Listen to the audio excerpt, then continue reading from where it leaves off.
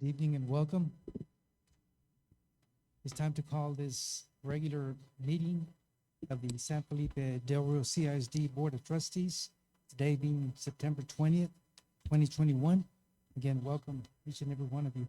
I'd like to remind board members that we do have different material that was placed in front of you and that was not included in the packet.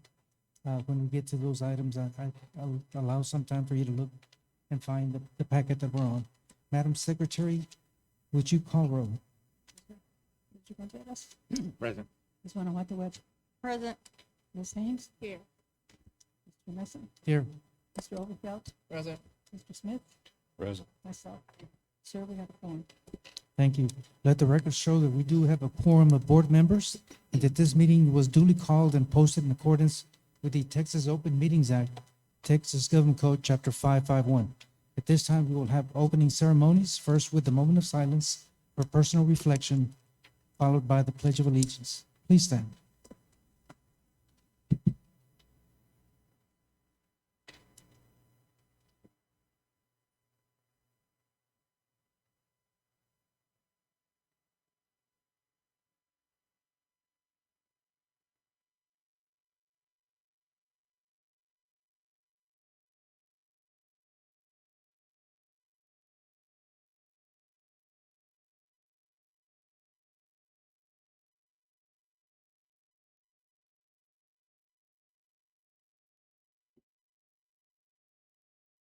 Pledge allegiance to the flag of the United States of America and to the republic for which it stands, one nation, under God, indivisible, with liberty and justice for all. Thank you very much.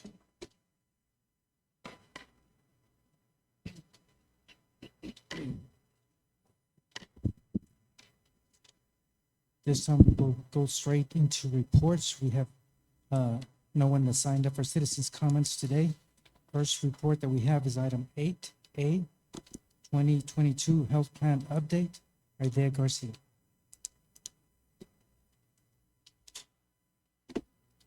Good evening, President Mesa, Dr. Rios, members of the board.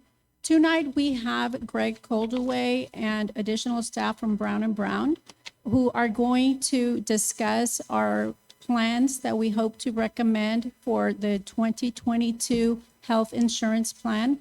And they've been working to come up with creative solutions to bring our plan to be solvent and also to continue providing the best coverage for our employees. So I'll turn it over to Mr. Coldaway.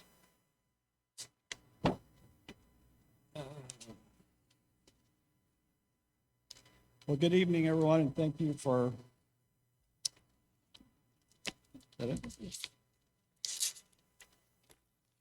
And thank you for your time this evening. I do want to spend a few minutes talking about historically where we've been with your health plan and then what we think is the appropriate steps going forward. If we look at this graph, this is the cost trend over the last 4 years. And as you might notice, it's a pretty steep upward curve. The last 3 years, 2019, 2020, and so far in 21, where Aetna has been our service provider for our health plan. And costs have simply increased year over year over year since then.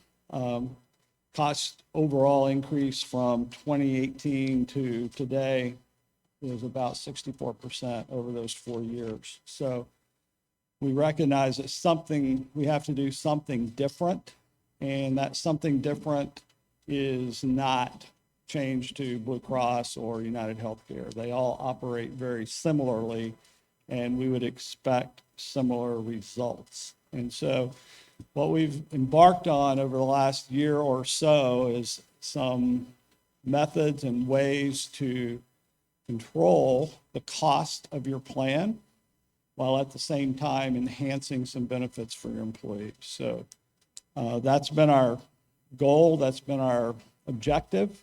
And what you're going to see this evening is kind of some of the results of that work. We've been talking to your staff here for the last 6 or 8 months about ideas and things that we felt like could work and things that we thought would help.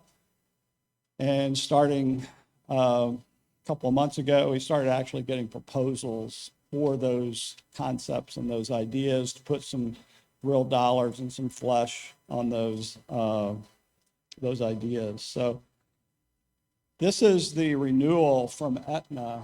This is total maximum liability of the plan 2021, just over $12 million. Had we accepted their renewal proposal, it would be closer to $15.5 million, or an increase of 28%.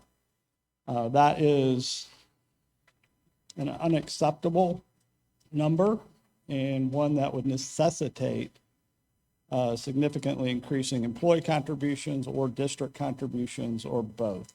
And so this is not the direction we felt like was in the best interest of the district. So what we have come up with over the last few years are some solutions to the healthcare crisis, I guess. And really you can lay these out into about 4 different ways, and I'll talk about each one of these. One is called value-based pricing, meaning we simply need to pay hospitals, providers differently. We need to get more value for what we're paying. Cash pay providers, that is simply providers, doctors, surgical clinics, imaging centers who have opted out of the insurance world, meaning you could not go to these places with an Aetna card. But as a self-funded employer, we can work with them directly. And the advantage to them is simply the price and the quality. The price for surgeries at the places we're going to be talking to your employees about are approximately 30% of what Aetna might pay a similar provider. So 70% off of what you would have otherwise paid. So significant pricing advantages, significant quality advantages as well.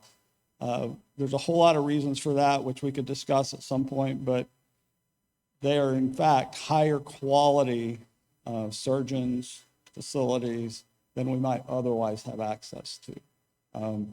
Quality defined by infection rates, quality defined by readmissions, quality defined by all these metrics, and these providers provide better quality than your typical hospitals. So we want to access those, and we have ways to do that. PBM, there's a whole host of problems that we can talk about with pharmacy benefit managers. And in case you don't know what a pharmacy benefit manager is, that is the organization that is processing any prescription claim, okay? So when you lay out your card at the pharmacy to purchase a prescription, that transaction is going to flow through a pharmacy benefit manager. And without getting too deep in the weeds, what we've discovered is over the last few years is that those guys add not a lot of value, but they extract a lot of cost. They're raking dollars off the entire process. So a couple of ways they do that. One is called drawing a blank, spread pricing. So spread pricing is simply your employee goes to the pharmacy, they buy a drug, and that drug is $10. That's the cost at the pharmacy. But it flows through the PBM, and when that gets billed to the district, it's not $10 anymore. It's $20 or $25. That difference between 10 and 25 or whatever the number is, it's called the spread. That amount of money is retained by the pharmacy benefit manager, okay?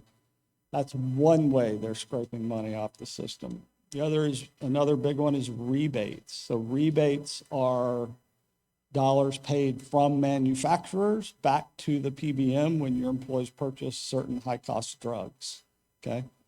Those, under our new scenario, would be passed back to the district. So there's a whole lot of detail here we could get into, but suffice it to say, we believe we can save significant amount of money by moving to a transparent PBM, and a transparent PBM simply opens everything up where we can see it. does not do any spread pricing. If it costs $10, you get billed $10. There's all kinds of programs to acquire expensive drugs for less money. So we believe there's significant savings in engaging with a transparent PBM. Lastly, direct contracting is a technique or method we're using in various places to bypass PPO networks and go directly to the hospitals and do a direct contract between the school district and that facility at better pricing than the big networks like Blue Cross or United Healthcare are able to get.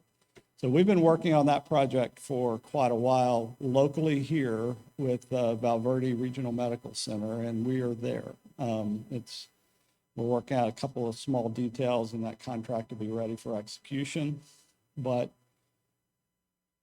the pricing in that contract is significantly better than what Aetna had at Valverde Regional. So we know that that will save us money when your employees go there. So those are the big pieces that we're working with, and all of them will provide savings to the district and savings to the employee. And you'll see how it saves employees as we go through the presentation. So just a little bit more about what some of these solutions are. Value-based pricing can take many forms. It's an overarching term. In your case, what that means is we're going to contract with a network, strategic network, that has pricing advantage over the big carriers by 15 to 18%. It includes Methodist hospitals in San Antonio, which is where your employees are already used to going. It also includes Christus facilities and the doctors associated with those facilities. Network extends to Dallas, Houston, Austin, other locations around the state.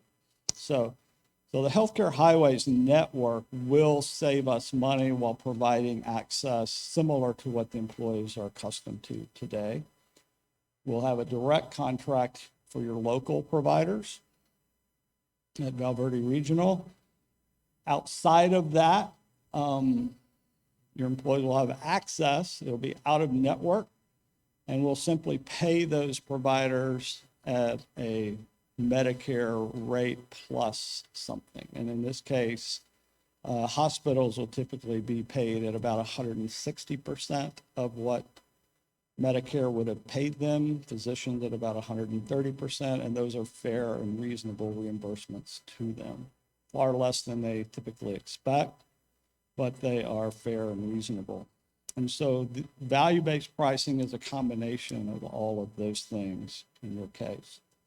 Cash pay providers are simply providers, as I mentioned, who have opted out of the insurance world. They take cash.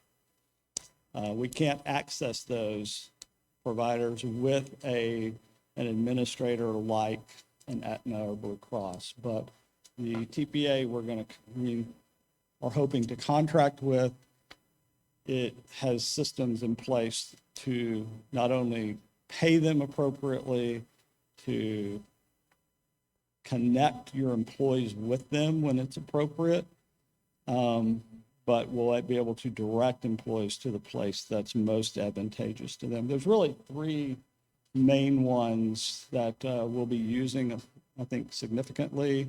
One is called Texas Free Market Surgery, which is in Austin. Gotten to know those guys quite well, and they can do most outpatient surgeries. If you think of a gallbladder, hysterectomy, orthopedic surgeries, knee replacements, knee surgeries, hip surgeries, hernia surgeries, all the common surgical procedures, they can perform there.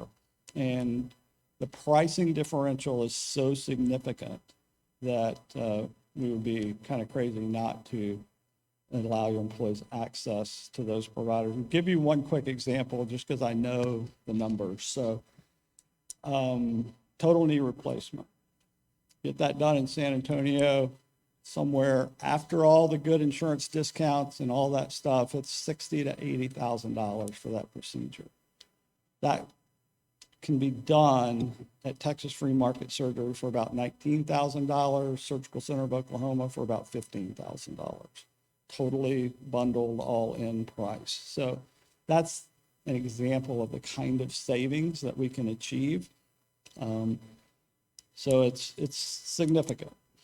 Green Imaging is a network of imaging centers. They do MRIs, CAT scans at really attractive prices. Same equipment you would get anywhere, same images as a result, good radiologists, just significantly less money. So that's the idea behind cash pay providers. The reason they are better, the reason they achieve quality scores the way they do is simply because the best providers want to perform their procedures at these places because they don't have to deal with filing insurance claims. They don't have to deal with sitting on hold with an insurance company, and they get paid in 5 days.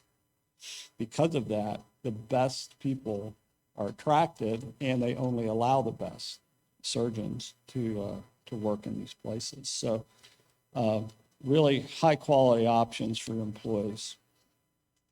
Finally, transparent pharmacy benefit manager. There's a number of reasons that we expect really pretty significant savings through this. Number one, there are rebates available. Rebates are dollars passed from the manufacturers of drugs back to the pharmacy benefit manager. But now 100% of those dollars will come right back to the district. And that's significant money. That's probably on the order of $700,000 to $800,000 a year that'll be coming back into the district's bank account, just through that alone. There is no price spread. So if it costs $10 at the pharmacy, you're going to get billed $10, not 20. So significant. Formulary, which is the list of covered drugs, designed for the lowest cost, rather than to build the most rebate for the PBM. So we'll cover the drugs your employees need, but we care about cost in this formulary. And lastly, specialty drug programs. There's all kinds of ways to lower the cost of specialty drugs. These drugs are important. They help people. They're also very expensive. I'll give you a couple of examples just so you get an idea of what these things, the significance of it.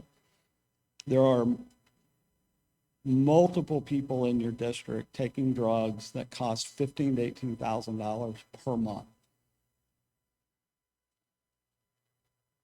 That's what we've been paying for it. We can probably acquire those drugs for $6,000 to $7,000 a month, just through different sources.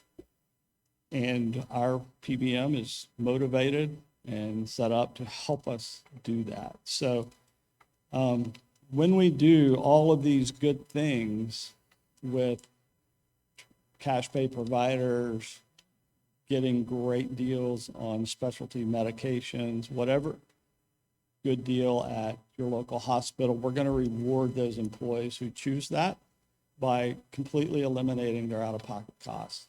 They will not have a deductible. They will not have co-insurance. They will not have co-pays when they engage with certain providers, as we've described. So win for everybody.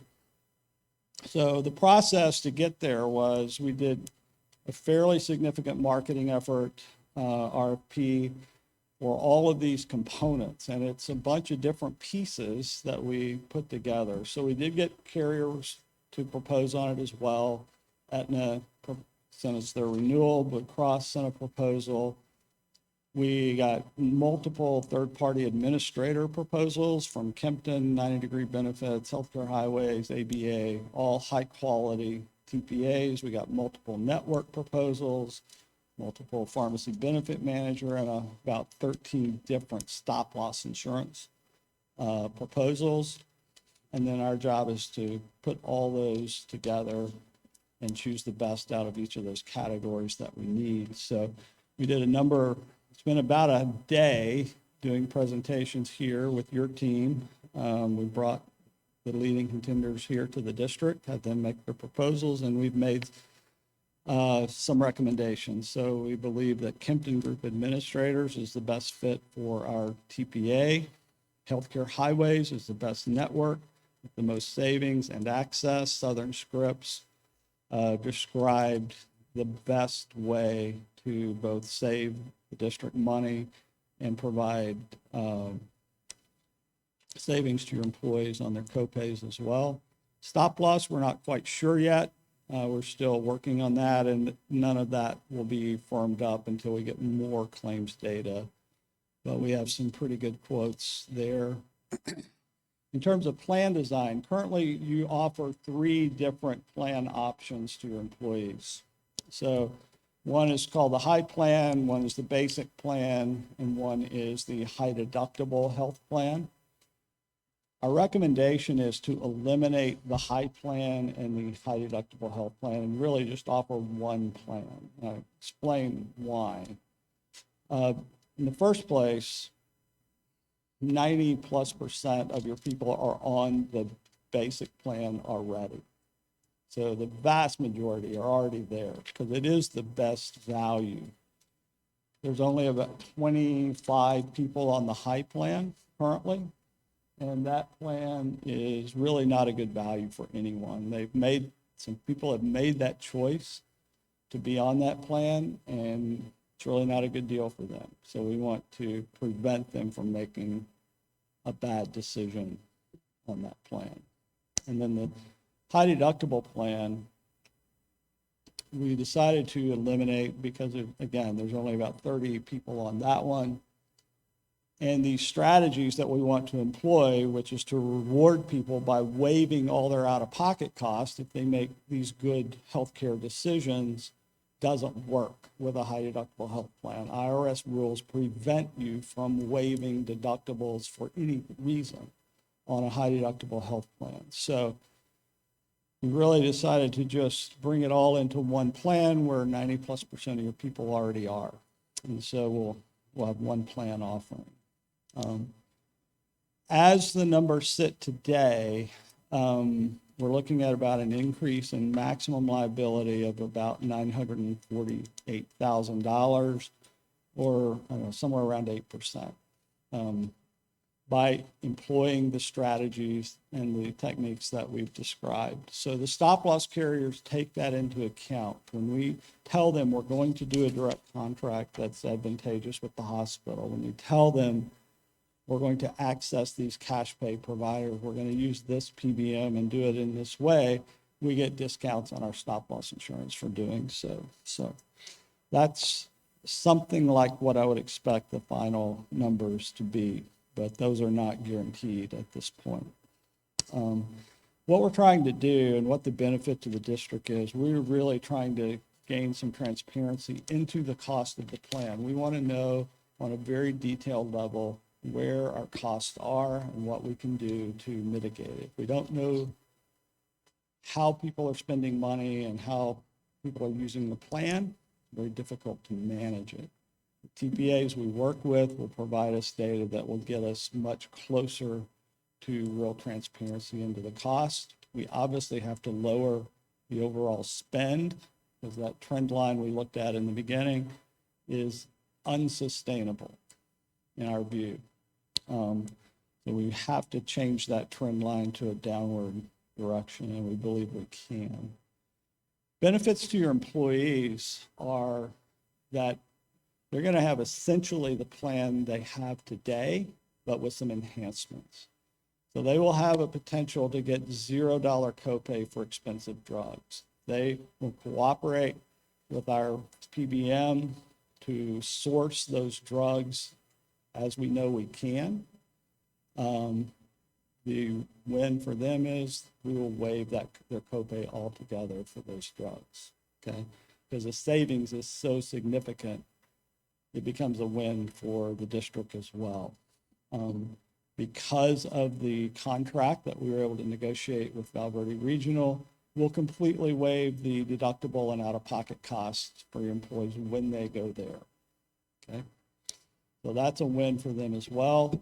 And when they use our cash pay provider options, completely waive their deductible and out-of-pocket there as well. Whole lot of examples I could give you about how that works and the advantage to everyone, but significant savings is to be had with these three things. And lastly, our Kempton Group Administrators, which is our TPA, the way they service employees is through what they call Kempton Care Advocates. This is a team of people that will become around your employees to answer all their questions, to connect them with these cash pay providers, set everything up for them, and really guide them through their healthcare purchasing process. And so a little different than a call center at an insurance company. This is 4, 5, 6 people who will be the same people all the time.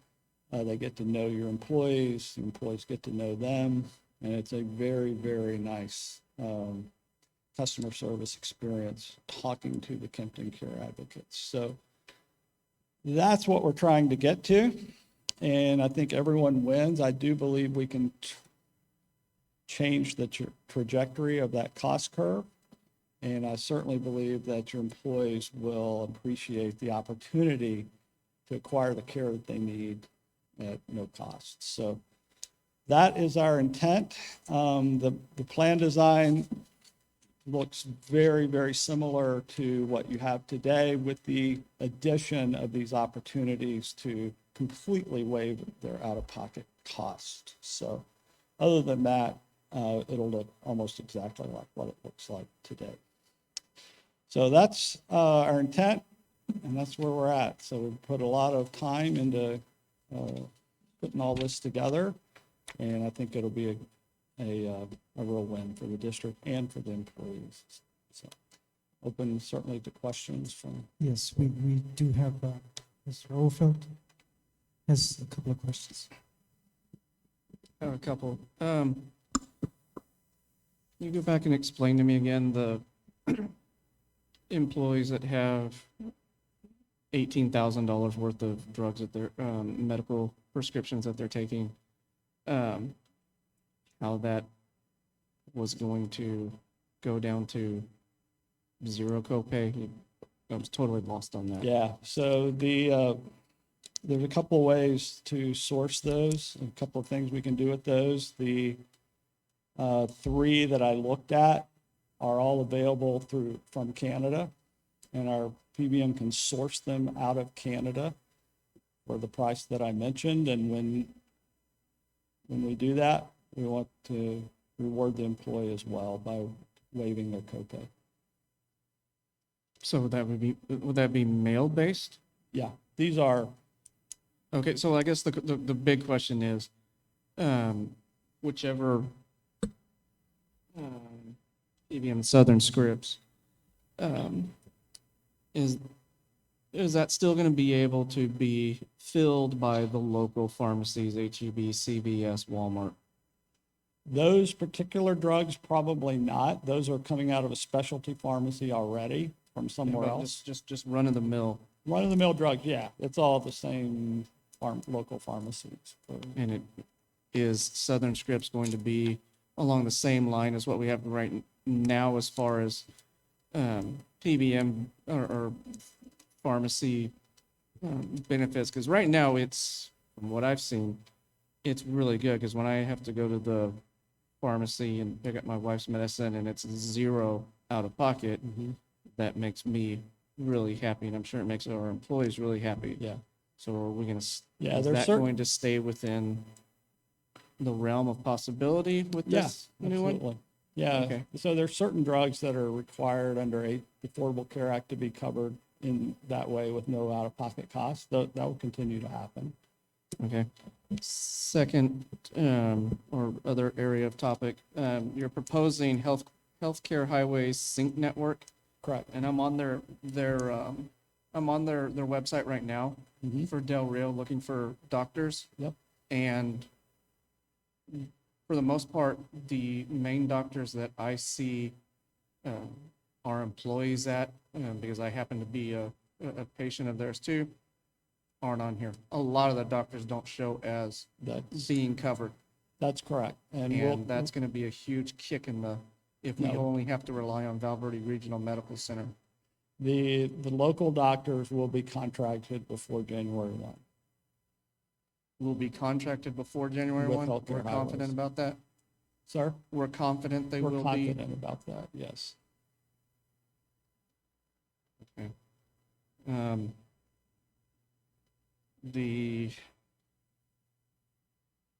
I guess the other thing, because I know we had this conversation last time, was about flying to Oklahoma to have surgery. And I looked it up right now for what kidney stone removal would be, and $3,600, and flight was about $1,000 out of Del Rio direct to OKC.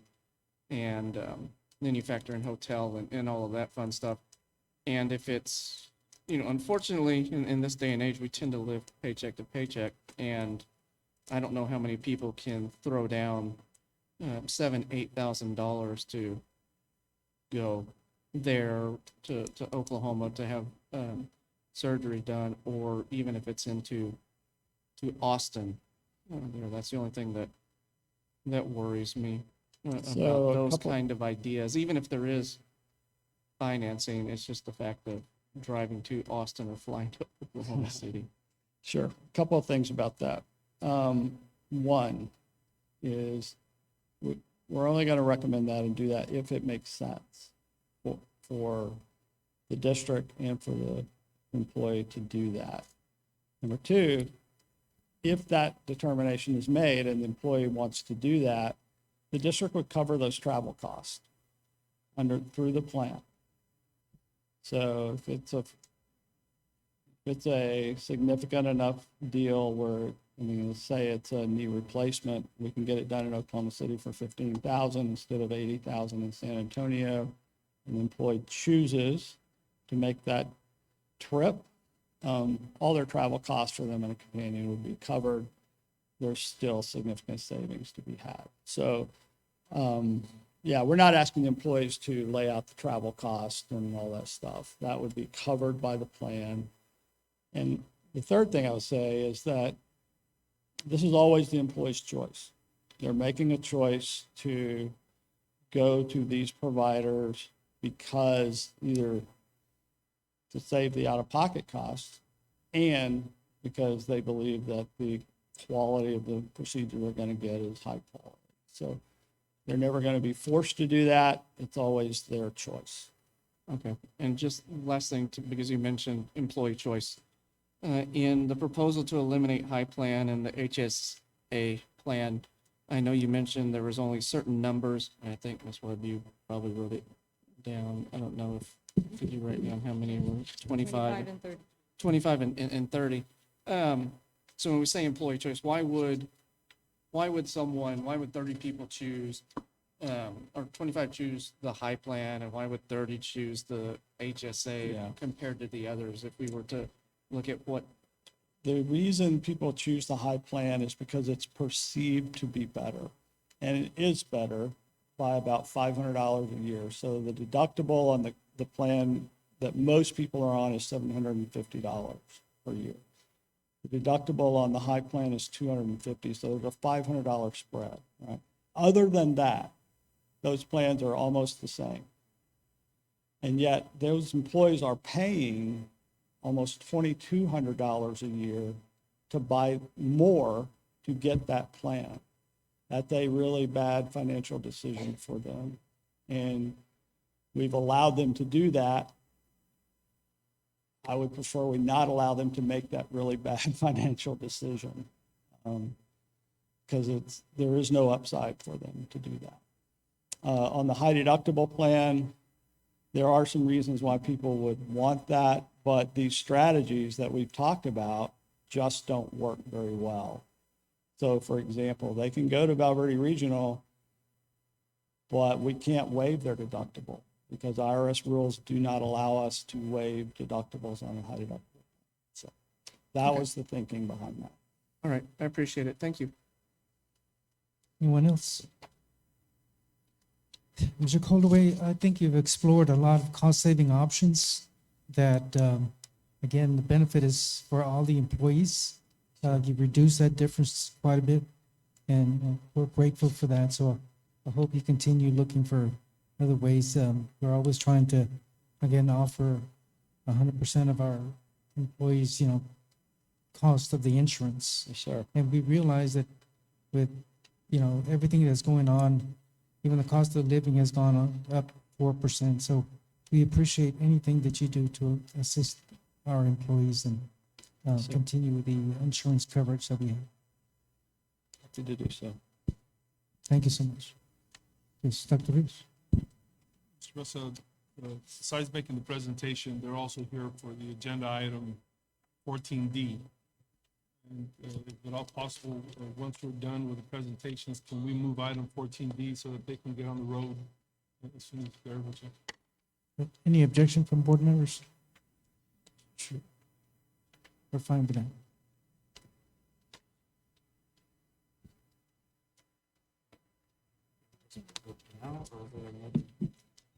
Anything else in reports that?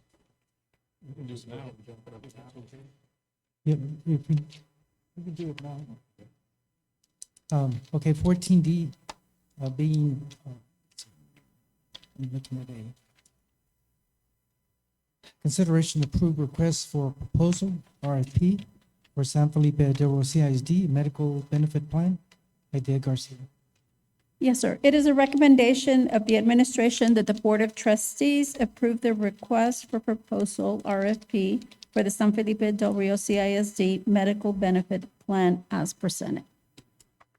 I'll allow for any questions from board members, if there's any other questions. If not, you've heard the recommendation. Is there a motion for approval? Motion made by Mr. Smith. Is there a second to the motion? By Ms. Gonzalez. All those in favor? Motion carries unanimously. Thank you very much. Thank you. Can I make a comment? Dr. Rios? Wanted to just share with the board that our medical plan as it stands and with the huge increases it has taken this year, the only reason that we're able to provide at no cost to the employees is because of the ESSER 2 and ESSER 3 funds. But unless our consultants come up with something like what they come out today, it would be very difficult to offer a no-cost plan to the employees. So, Mr. Colwell, Mr. Pat McCann, they've been in as many years as I've worked at central office capacity, I'm yet to find a consultant that has truly partnered with a district, and we appreciate that, sir. Both of you all, thank you. So, Mr. Looney, the same thing, safe travels. Thank you.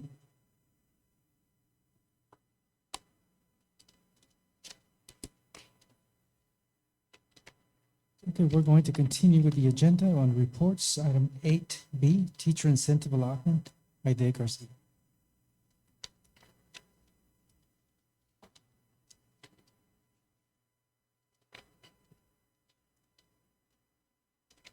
Good evening again. The teacher incentive allotment. This is a great opportunity to increase teacher compensation. And anytime that we can do that, we get very excited. And this can be possible through the House Bill 3 in a recent Texas legislation session. The teacher incentive allotment provides incentive compensation as a reflection of a teacher's effectiveness and impact on students' growth. The compensation is awarded in addition to the teacher's annual salary. There are some components to the designation system that we have to follow, and TA has outlined for us. So we have to use the teacher observation, and this has to be calibrated observation based on the T-test rubric. We also have to use student growth, and this has to be valid and reliable growth measures. There are some local optional components that we can use, which is the student survey, parent survey, teacher leadership, professional learning, and campus growth measures. There has been some earlier cohorts that have implemented the TIA. And as you can see, all of them use the t-test and also the student growth. And then some districts use the student surveys parent, but all of them have to use those t-tests and student growth. There are 3 designations that TEA has asked us to establish, and they're designations that teachers earn. One of them is recognized, then exemplary, and masters. Once the teachers earn this designation, they keep it for 5 years. And this goes on their SBEC certification. So if they ever leave the district, then it goes with them, and the additional funds go with them as well. In the last 4 years, from 2014 to 2019, TEA studied the t-test and student learning objectives for these 5 years, And what they say is that in order to qualify for the recognized, there's at least 33% of the top teachers fall under the recognized. Also, if teachers have a national board certification, they follow under the recognized. So that's why it's important already, even though we don't have the system in place, we have to add this to our compensation pay plan, because if a teacher comes to us from another district, then we have to have the compensation in place for them. Then the top 20% of the state would fall under the exemplary, and the top 5 will fall under the master. This is the timeline. We have selected Cohort E. So this is where we start here in year 1. Year 2 is capture data year. So at this time, everybody has to go through the t-test evaluation system. Then in year 3, that's when we designate and compensate the teachers. And then the 3rd and 4th year, we can continue adding cohorts of additional designations if we need to.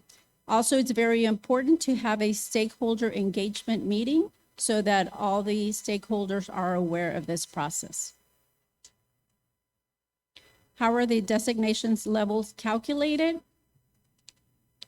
Their designation level, like I mentioned earlier, it's under recognized, mastery, and exemplary. But they also look at the socioeconomic level and the rural status. So for example, this is on the TEA website. Once San Felipe del Rio establishes a TIA designation, then if a teacher at Dr. Fermin Calderon Elementary is designated as a master teacher, then that teacher can earn an additional $23,416 on top of their salary. And because since this is on socioeconomic, then again, like here we have on Robert Barrera, then that would be the least, which would be $13,391.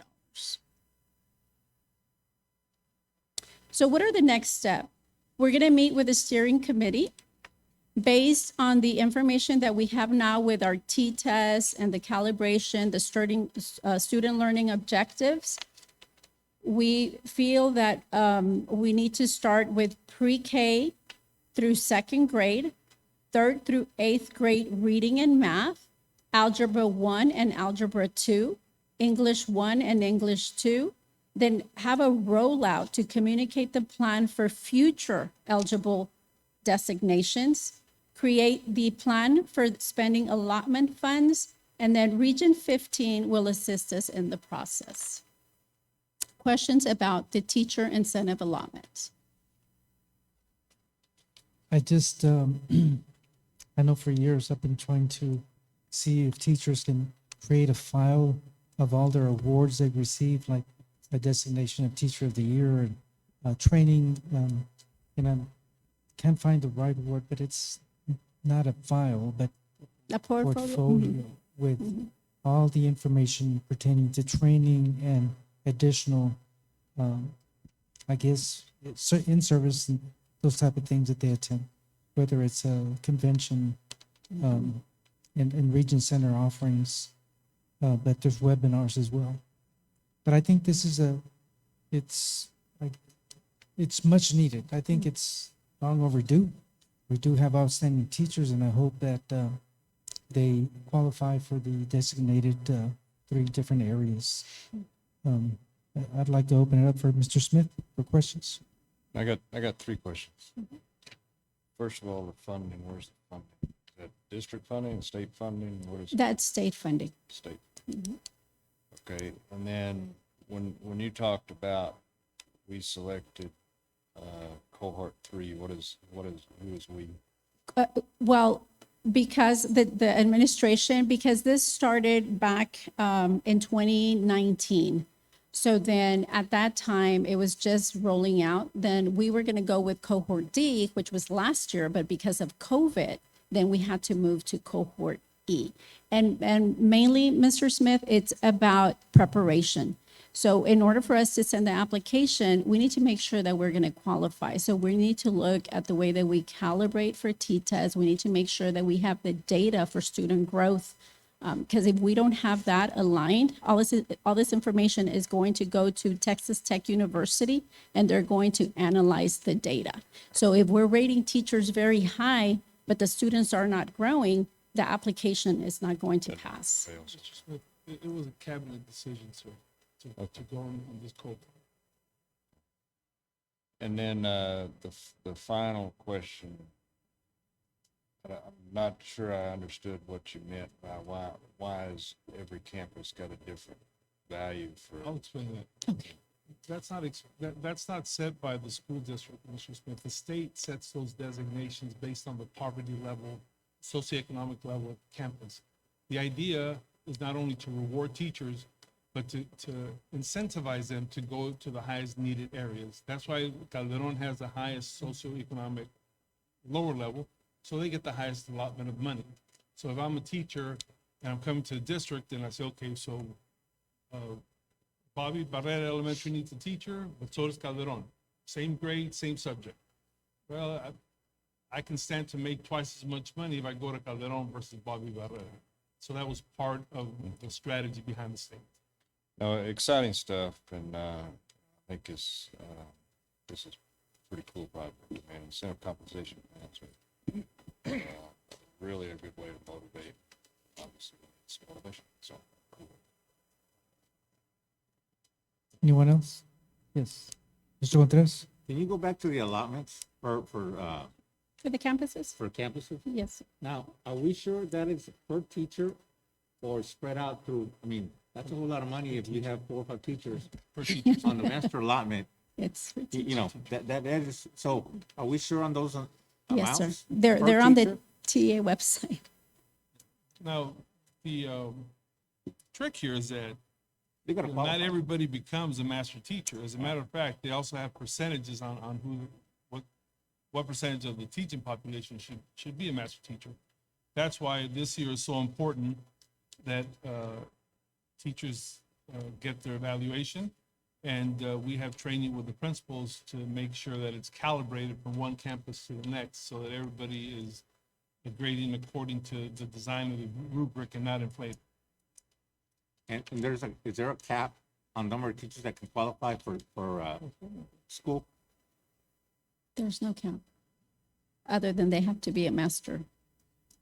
Well, one of those designations.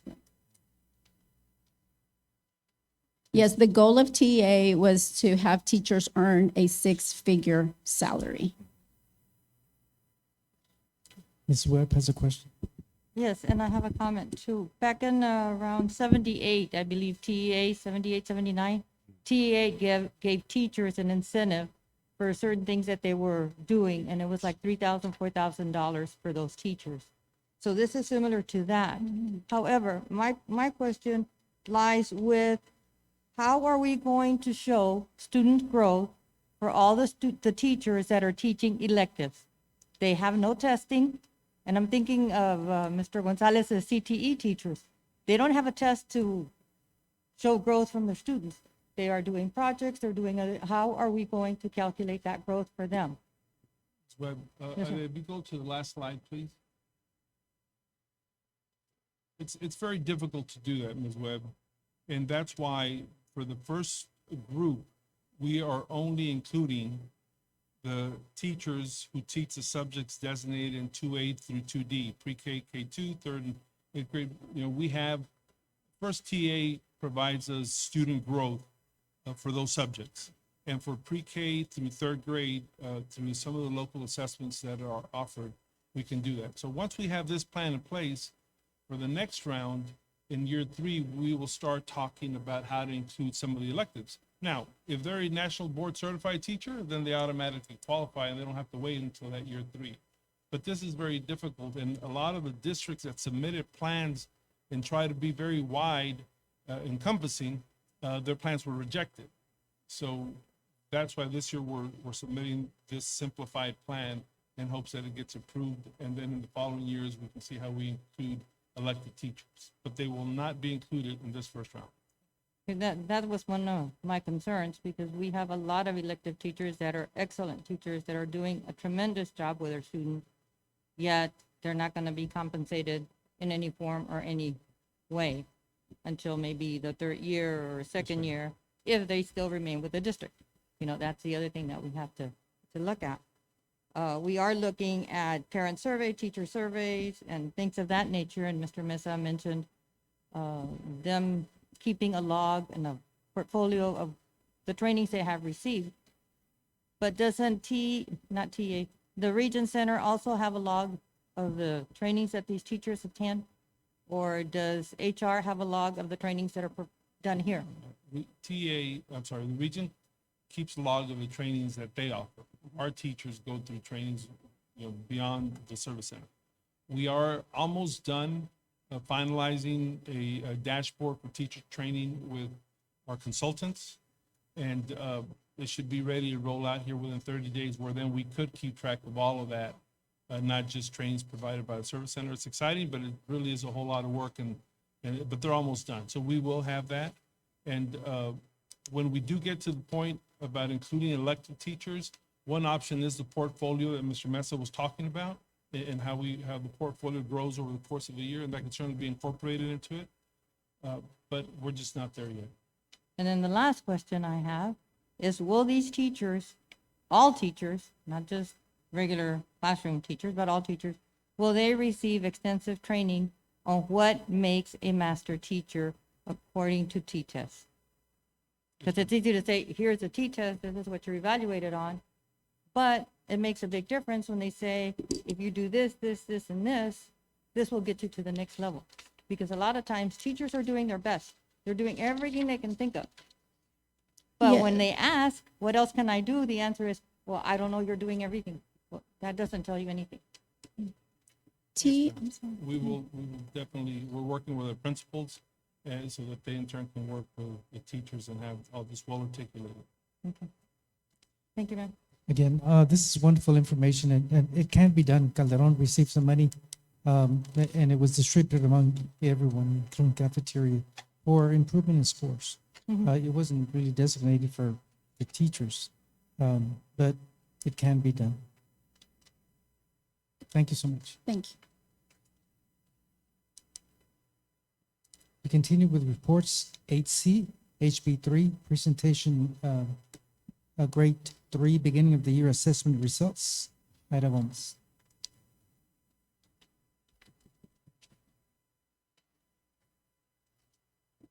Good evening, President Mesa, Dr. Rios, and members of the board.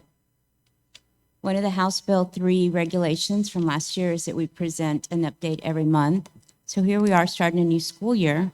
And tonight we're going to be presenting our third grade beginning of the year data. If you remember, House Bill 3 encompasses a third grade reading goal, a third grade math goal, and our college and career military readiness goals. Those are the only 3 it encompasses. Upcoming presentations, and I'm putting this here in case you're already thinking of a certain presentation that you would like to see. Last year, when we brought this to the board, it was mentioned that we needed to include our pre-K, our kinder, our first, and our second grade students. So you will see a report on Tex Kia upcoming soon. TPRI for first, second, and third grade. Those are the beginning of the year assessments, where our students are after the learning loss. Our pre-kindergarten lap 3 for the beginning of the year. We do have some CCMR data that we are collecting for our seniors who graduated. And then, of course, we also have some plans this year, and we will be monitoring them at midpoint to see how many seniors have still not earned their CCMR credit. So as mentioned, we will start with our third grade reading benchmarks. We had a 10-day window. It was during the third and fourth week of school. And all our elementary campuses took a reading assessment. It was on paper, and it was assessed per campus. Anytime during that window, you will see Buena Vista tested 131 students. In the column where it says 2021 with a pound sign, those are the number of students that were tested. If you continue down the line, Fermin Calderon had 93, Lonnie Green 114, only third graders. Garfield 61, Lamar 73, North Heights 90, RBB tested 18, and Ruben Chavita 69. Across to the right side, you will see the beginning of the year. Like I said, it was during the third and fourth week of school. You'll see the percent of students at the approaches level, the meets level, and the master's level. A reminder that our House Bill 3 goal always ranks at the meets level. So you'll see we did drop in many areas. We're only at a 4%. Our goal is much higher than that, but just a reminder, this was given so that our teachers and administrators know where these students are starting. It was very targeted. Our math data is on the next slide. Again, our third graders took the assessments at all the different campuses. We do have the approaches, meets, and master's percentages for the various campuses. This particular assessment was created by Sandra Garza to go along with the math curriculum. And again, it has all the TEKs that are involved for a third grade STAR assessment. And it does provide the teachers with the data that I'm sure they reviewed today with their principals at the various campuses during the RTI day. School board, just a reminder that we do have various interventions for House Bill 3, many resources. For our pre-kindergarten, they do have the MyOn and the Lab 3 intervention toolkits. For kinder through fifth grade, they have the Reading Eggs software, Read Naturally software. Education Galaxy is coming up for recommendation tonight. We do have Lexia for our dyslexic and special ed students. We do have the TPR intervention kits, and of course the AR program. The CCMR, something new that we started that y'all approved in the spring, was for us to partner with Southwest Texas Junior College and offer a math readiness and a reading readiness. Those are college preparatory courses. You'll see there that they began in August of this year. Currently, it's for seniors. We have 97 seniors enrolled in reading with 2 teachers and 4 sections. The enrollment for math is 92 students with 3 teachers and 3 sections. These students pass these courses. These are seniors who do not at this point have CCMR credit. Once they do pass these courses, they will earn their CCMR credit and be deemed college ready. A reminder that kinder through 12th grade will participate in before, during, and after school tutorials, and all our campuses are ensuring a safe and secure learning environment for our students and implementing the Del Rio Cares curriculum. Everything has been designated into 3 areas. We have accelerated instruction, grade appropriate instruction, and interventions to close the gap. All of this is research-based. The campus improvement plans, which are uploaded on the website, do target goals for middle of the year and end of the year. We do use high-quality instructional materials as our resources. We do have an aligned curriculum with all the documents and ongoing progress monitoring through the AIM High. We do plan for maximized learning and continually talk about the bell and bell instruction during planning protocol. And of course, the data reports are reviewed with teachers every 6 weeks during the RTI days. Our grade appropriate instruction focuses on our RSSP. We are in year 2. They are the technical provider that TA has assigned to us. Most of the discussion revolves around tier 1 instruction. That is our focus, constantly talking about what is the grade level instruction that every student needs to get at, because that is what they're going to be tested on. We've already learned about clarity and student engagement, and this year we are focusing on transferring the learning to the students. It's called student ownership. Also, utilizing the DMAC reports to monitor the students for real-time student data. So now that the teachers will be receiving their devices, we're going to see a lot of data at their fingertips a lot quicker. And then, of course, the interventions to close the gap. Every campus has a power hour or RAM period intervention time. It's implemented at all grade levels. House Bill 4545, we are still following the 3-to-1 ratio for interventions for all 4th through 12th grade students who failed last year's STAR or EOC. We have support provided through additional tutors and aides. We are buying resources and materials based on principal needs and teacher needs at the district level so that the principals do not have to worry about allocating campus budget for it. We also want to ensure that we have equity amongst campuses. And then finally, 100% of our K-3 teachers have been trained or are currently participating in the Reading Academies this year. Are there any questions about our House Bill 3 third grade implementation?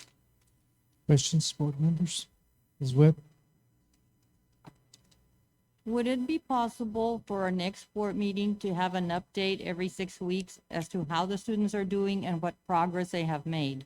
Because right now, we're looking at only 4% meeting, and we have a lot of approaches, but we're still not even with 100% at approaches. So I would like to ask that we have a report every 6 weeks to see the progress that's being made. There's a lot of interventions that were mentioned, but at the end of the day, it's the students that need to make that progress, and we need to know where they are. Dr. Rios? Absolutely. We'll not only provide updates on how they're doing on their grades and any other sections that we provide. Hopefully, we can also provide an update on how many students are participating in the interventions so that we can constantly see that number going up. Now, I'll remind everybody watching this is that these low numbers are the result of 18 months of learning from home in an asynchronous model of a whole lot of students. So the fact that we have 25% of students already at the approaches level is good. It gives us a starting point. But this is a result of being at home 18 months. So kudos to the teachers that work with the students as best as they could, but now it's the time to start working face-to-face in extended hours. And one other thing, would we be able to know how many parents are receiving training so that they can also assist their child at home? Maybe one day out of the week. I don't know how the counselors are doing that at this point. But I know that there's training that can be provided to the parents with strategies they can also implement at home to help with what's already happening at the campus. And that might expedite where the student level is. We're making a recommendation this evening after closed session to hire a position that is not only going to help designate some of these tutoring programs, but also the interventions that we provide for parents. So it's exciting to be able to move forward with it. So yes, ma'am, we can include that. Thank you. And I do have to say that the percentages are low. We realize, what we've had in these past 18 months.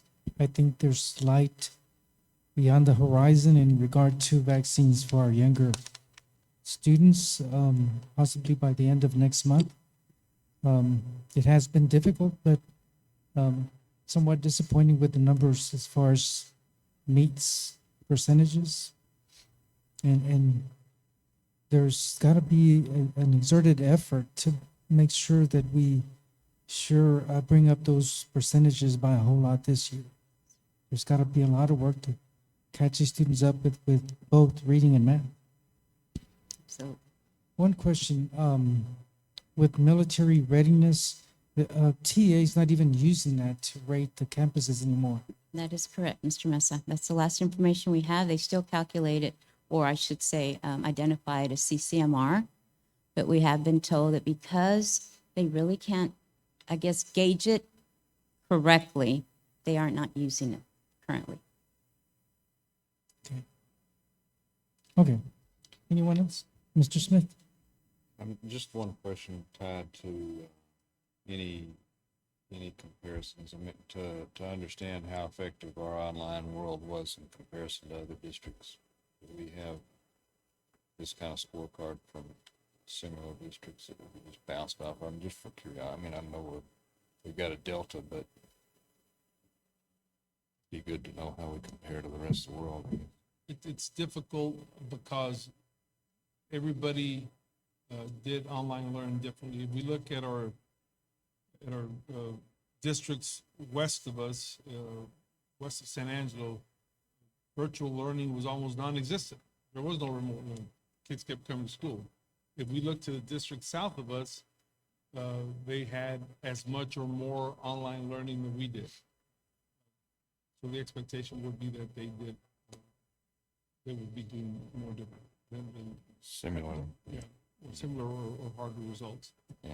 But hopefully in the future, there will be some study seeing how much online instruction there was. It's definitely identified in our system, in our Skyward system.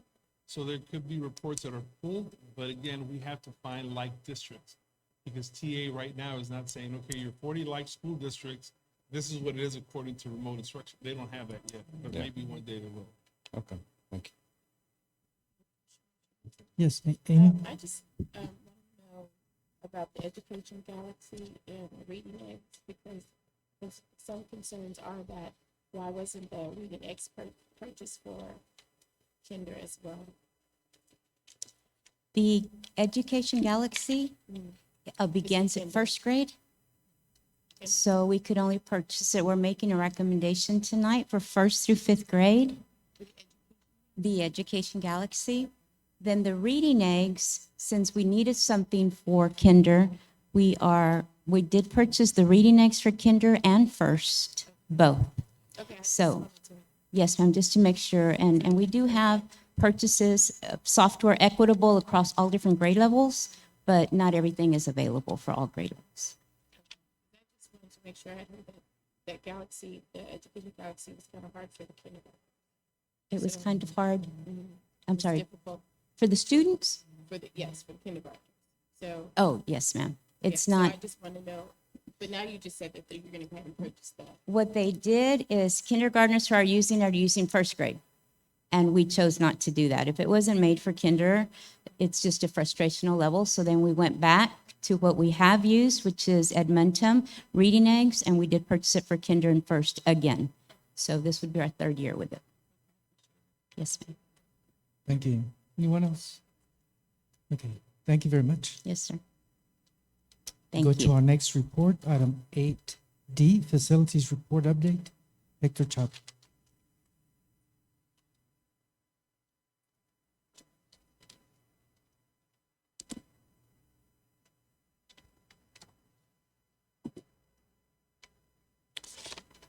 Good evening, President Mesa, Dr. Rios, board members. Tonight's presentation regarding facilities and construction consists of the following locations: the freshman campus, restroom renovations and life skill renovations, Ceniza Hills Elementary, the roofing contract, non-TPO, and special education department renovation relocation. Currently, the restroom renovations at Freshman are on schedule. Wing B, it's proceeding as normal with framing in place, and they started doing the electrical portion of it. On Wing J, framing is in place as well as plumbing. floor plumbing. And they started doing the walls also. The whole project is anticipated to be completed in January the 26th of 2022. The building B wing is it's supposed to be completed latter part of October, and the restrooms in wing J are supposed to be completed latter part of November. Life skills renovation, we're slowly proceeding. We had a hiccup with the clear story installation. The contractor had a roofing subcontractor back out in the last minute on them. As part of the contract requirements, they're supposed to be certified to do the TPO work. And like I said, the roofer backed out the day before the installation was supposed to take place. So the contractor reached out to another vendor, and now the installation is supposed to take place next week. So that had a snowball effect on the rest of the project, which pushed us about a month or so.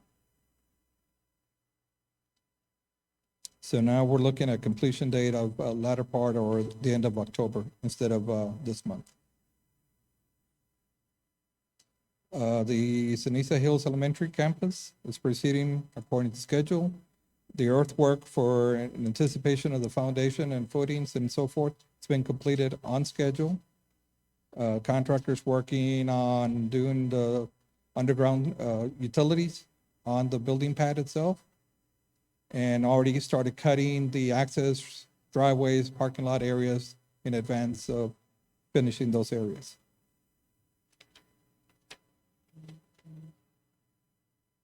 One of the contracts for roofing has begun at the end of August, the non-TPO roofing project. They're currently working at San Felipe Memorial Middle School on Building E. Tomorrow, they're supposed to start at Buena Vista Elementary, the library portion. The whole project is anticipated to be completed mid-April 2022. The Special Education Department, construction has been completed. Relocation has taken place as of last week.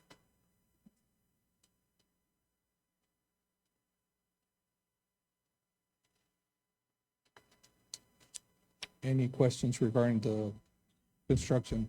I got Board members, just, Mr. Smith? Yes, sir. nice job. I like the report. It's easy to go through.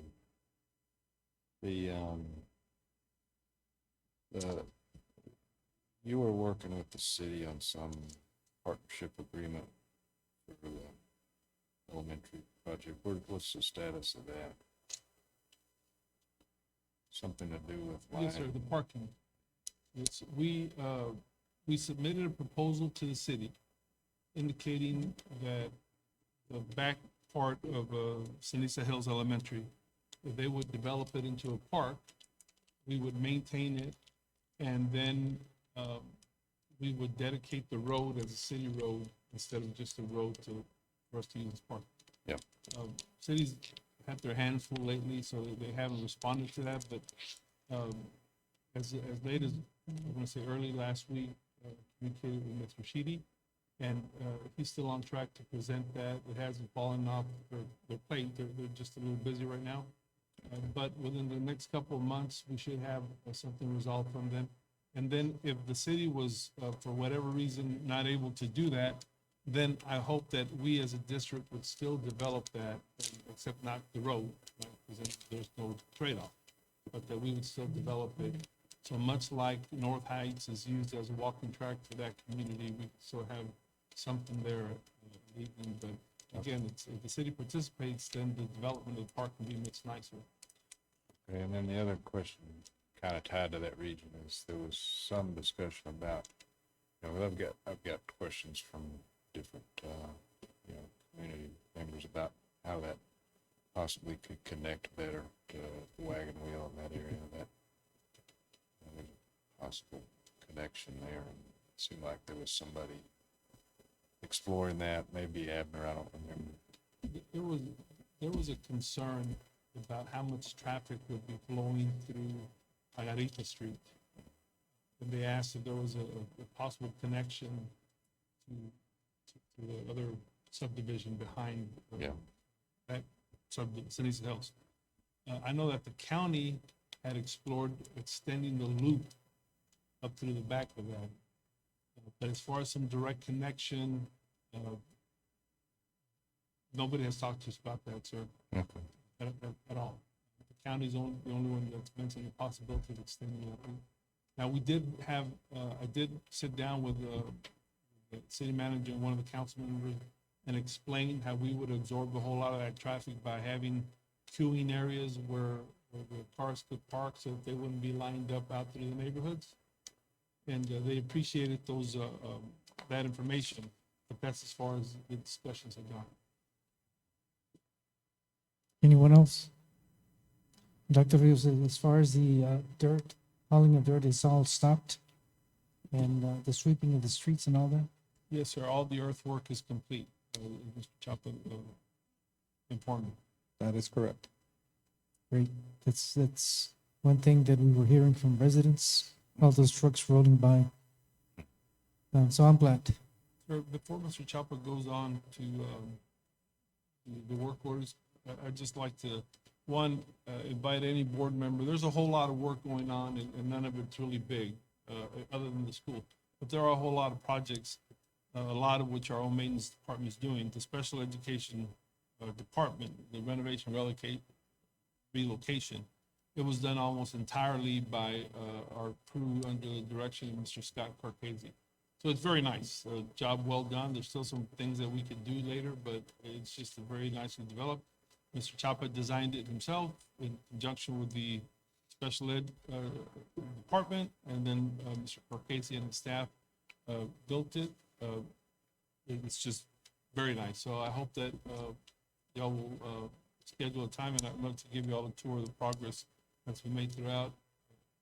But thank you, Mr. Chapa, for developing that, Mr. Carcasi, all of your team for doing a great job on it.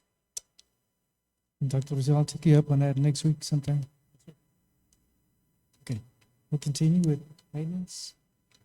Yes, sir. The following slides will provide the work orders for the three different departments: maintenance, technology, and transportation. The first one is for maintenance, and these capture a window from May 1st through the end of August. And basically, our 30-day tickets have increased by 102.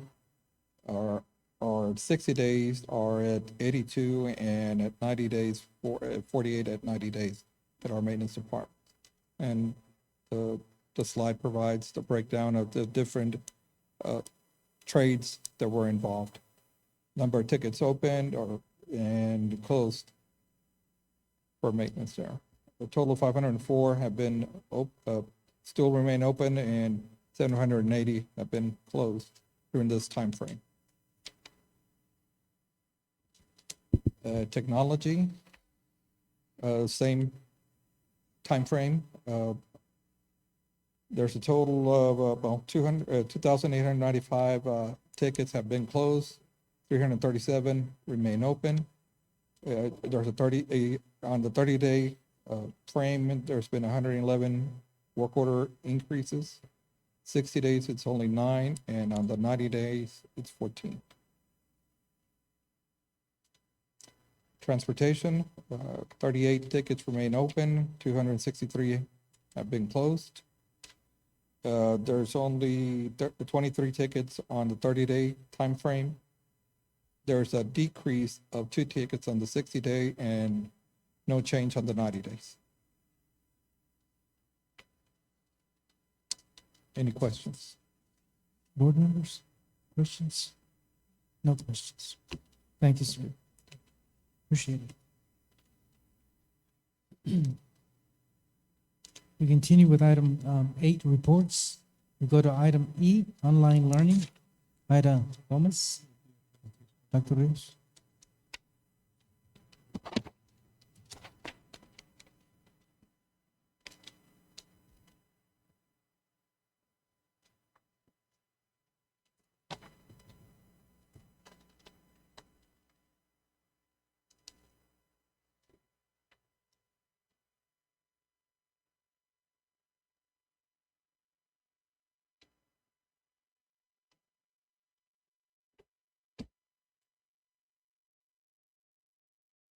Good evening, Mr. Mesa, members of the board.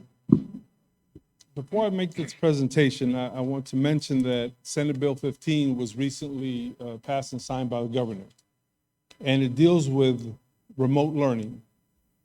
Now, I'm making the presentation to the board out of complete transparency.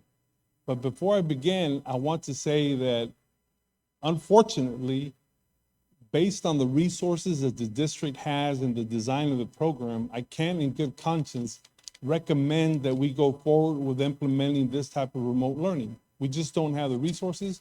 And as hopefully you will see throughout the presentation, it would disrupt just about everything that we are currently doing in our schools right now. However, if after the presentation, if the board thinks that it's something that we should still look at, then we will do our best to implement it. I know that some community members have asked, some parents have asked for their kids to engage in remote learning, for the district to provide it. But the way the state designed it, it would be very difficult, and I hope I can communicate that to you over the next few slides. We're going to talk about the overview, the criteria, a possible parent survey, and how we would use personnel and match the accountability.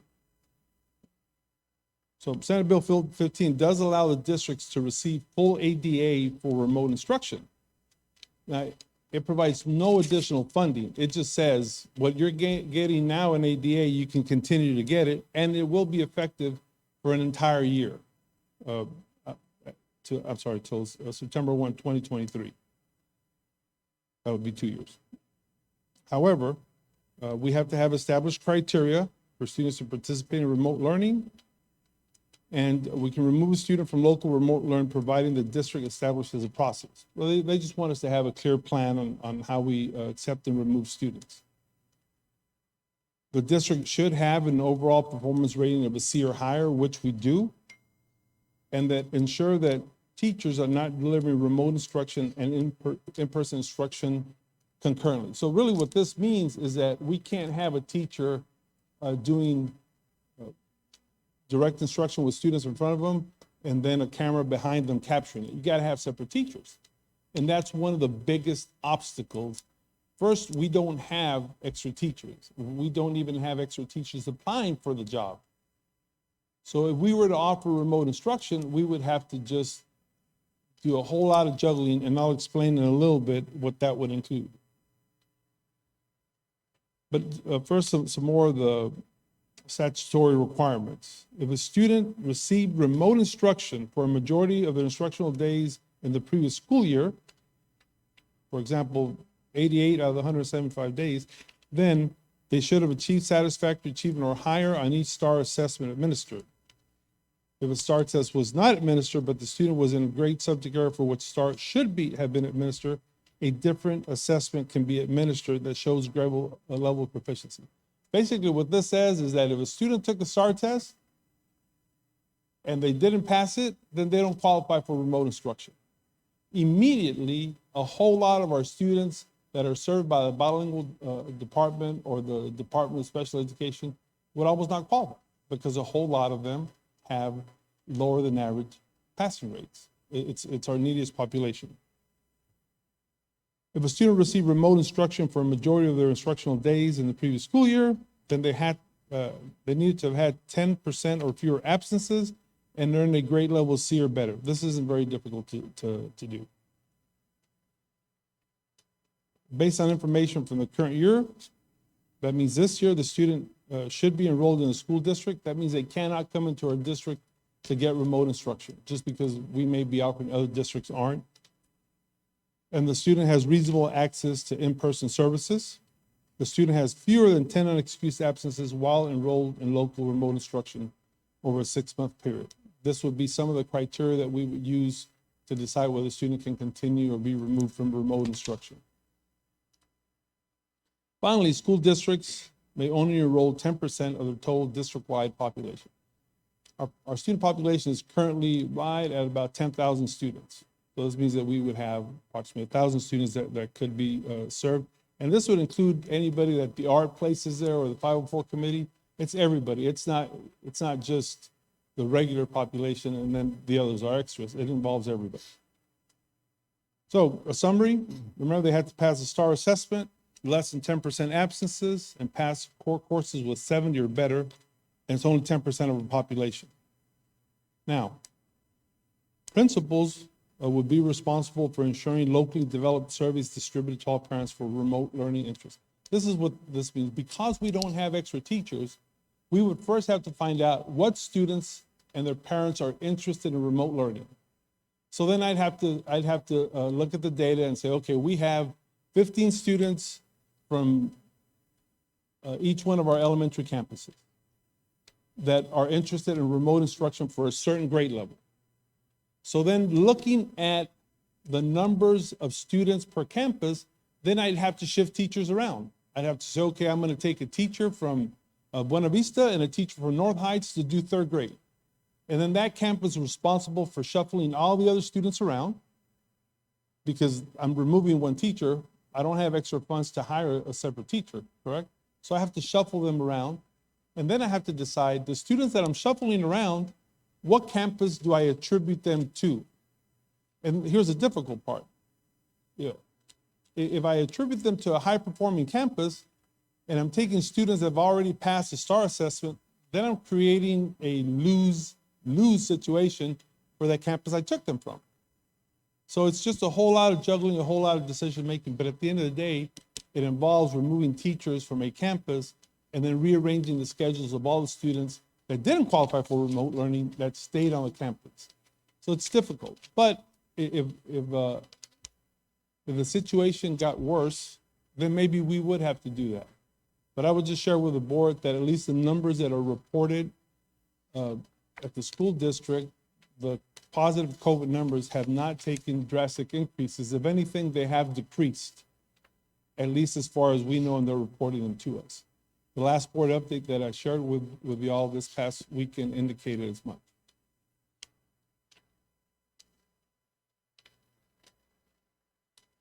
I think this is just a summary of what is it. So in essence, we'll do remote instruction if the situation gets worse. I'd be the first to recommend it. But right now, all the shuffling that's involved, all the disruption that would happen to students that are both qualifying for remote instruction and not qualifying for it, I don't know that it would be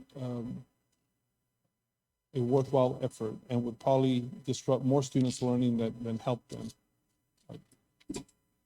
That's a presentation. Whatever questions y'all have, Mr. Mesa, or recommendations, we're taking notes. Questions from board members? I think we've all learned that there's nothing better than face-to-face instruction. Although there's a small number of students that benefit from online instruction because of the pace, we realize that the teacher does make a big difference, with face-to-face instruction, and especially with the learning loss that occurred during this past year. So I think we understand quite well. Thank you, sir.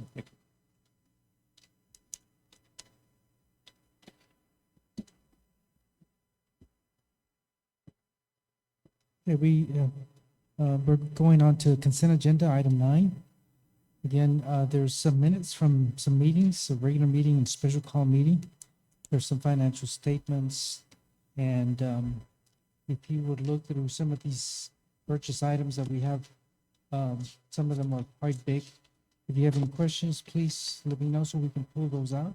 Or if you have any questions can be answered before we take action on that. And in the meantime, Ms. Gonzalez, do you have a donation summary sheet?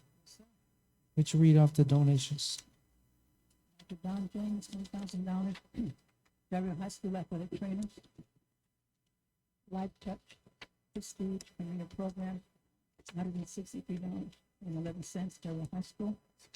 Rotary International, the Bank and Trust, School Supplies, estimated value of $540 to Buena Vista Elementary. Rotary International, the Bank and Trust, School Supplies, estimated value $540 to North Heights Elementary. Texas Community Bank and sanitizers, estimated value $108, North Heights Elementary. Rotary International, the Bank and Trust, School Supplies, estimated value $540 Dr. Fermin Calderon Elementary.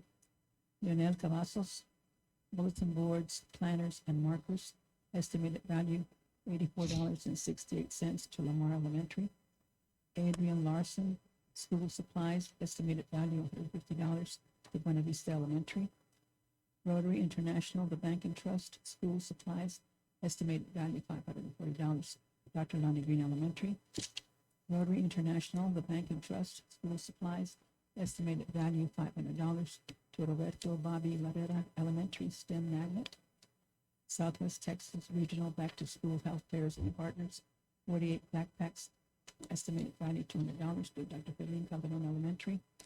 Jose A. Rodriguez, 2 microwaves, estimated value $119.08 to Dr. Fermin Calderon Elementary.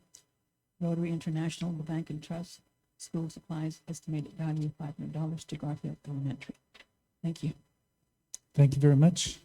Again, as always, we're grateful for businesses and individuals donating to our schools. And we appreciate every effort so that we can benefit from those donations. Again, board members, is there any item that you have a question on this web? F7? Okay. Do you have a question or you want for that to be pulled out? No, I have a question for Chief. Okay. F7, consideration to approve purchase order over 25,000 to Grapevine DCJ LL2 222 Dodge Charger police vehicles in the amount of $83,958. Funding source, Operations and Committed Fund TRE Security for 2 police security department vehicles. Mr. Foss. Sir, my question is, are these vehicles going to be totally equipped? Yes, ma'am, we will. Okay, 100%? Yes. Okay, great. Because my next question was going to be, if they're not, how are we going to equip them? No, these vehicles will be fully equipped. Okay, thank you, sir. That's all I needed to know. Thank you, sir. Anyone else? Everybody's okay with the consent agenda? Okay, then, if no further questions, is there a motion to approve consent agenda? Motion made by Mr. Smith, seconded by Mr. Contreras. All those in favor? Motion carries unanimously. Thank you very much. Go on to administration. First item we have is item 10A, consideration to approve first and final reading of TASB Policy Update 117 affecting policy. DEC local, Sandra Edmonds.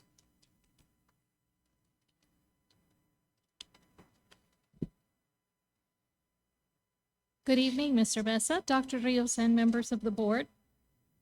During the district's board policy review committee meeting held last week on September the 15th, we did bring forward one policy. This is the DEC policy regarding compensation and benefits leaves and absences.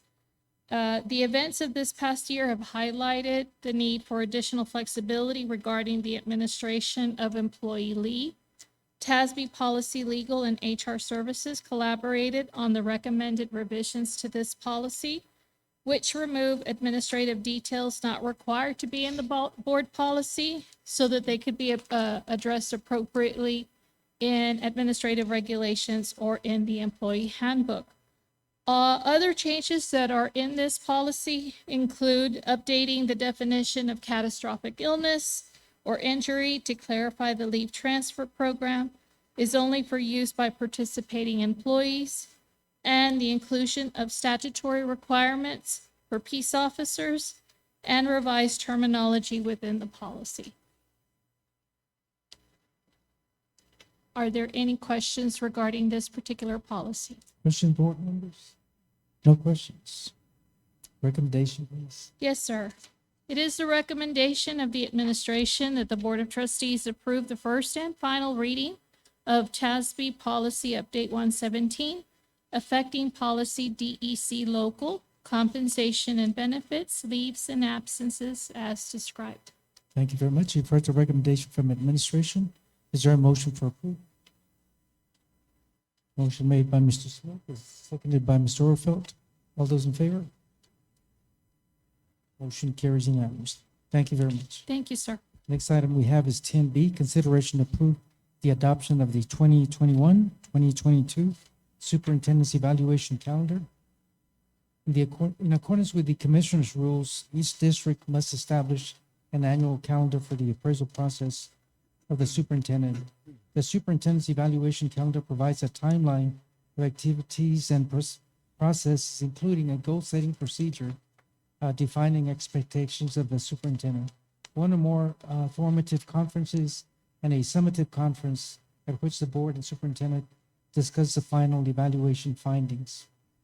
The proposed draft includes required activities which traditionally begin at the start of the year and end in June. The Commissioner's recommended appraisal process and criteria requires that a minimum, 1, an annual evaluation of the superintendent, and 2, a student performance domain. Other appraisal procedures and criteria are determined by the board. And you have, again, a draft of the calendar. And in the past, we've made some changes according to anything that comes up out of the ordinary. But you will see that there are some changes in the days that we had in the prior calendar. Any questions in regard to the superintendent's calendar, evaluation calendar? And it is the recommendation that the Board of Trustees approve the adoption of the 2021-2022 Superintendent's Evaluation Calendar as presented. So is there a motion from the board member? Board member, Mr. Contreras, second, Mrs. Gonzalez. All those in favor? Motion carries unanimously. Thank you very much. Item 10C, consideration to approve the nomination of candidates for the position on the Val Verde County Appraisal District Board of Directors. Amy Childress. Good evening, President Mesa, Dr. Rios, and members of the board. The district received a letter from Sherry Sheedy, the chief appraiser with the Val Verde County Appraisal District, asking for the district to submit 4 names for representatives on the board of directors for the appraisal district. And for the 2022-2023 terms that are coming up, we contacted the current representatives that we have, and all 4 representatives agreed to continue representing the district.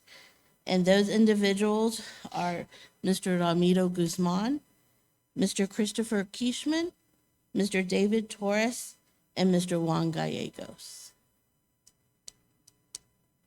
Thank you for contacting them, and I'm glad that they agreed. Any questions from board members?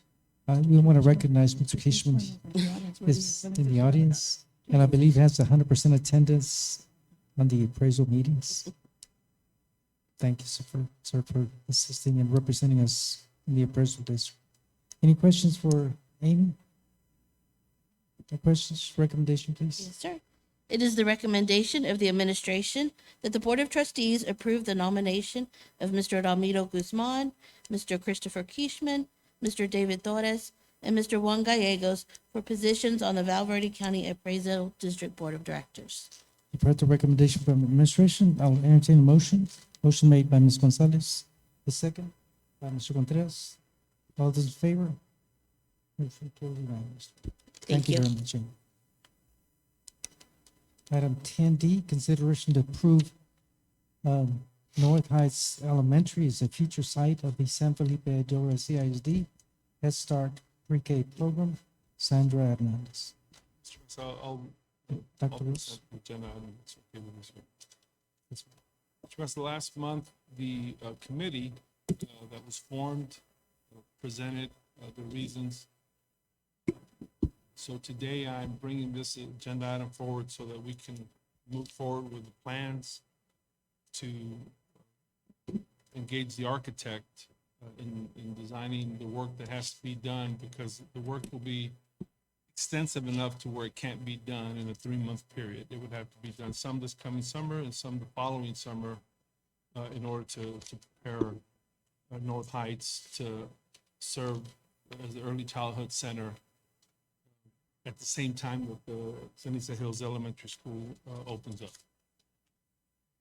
So therefore, we'd like for the board to approve our recommendation. Approve the committee's recommendation. really.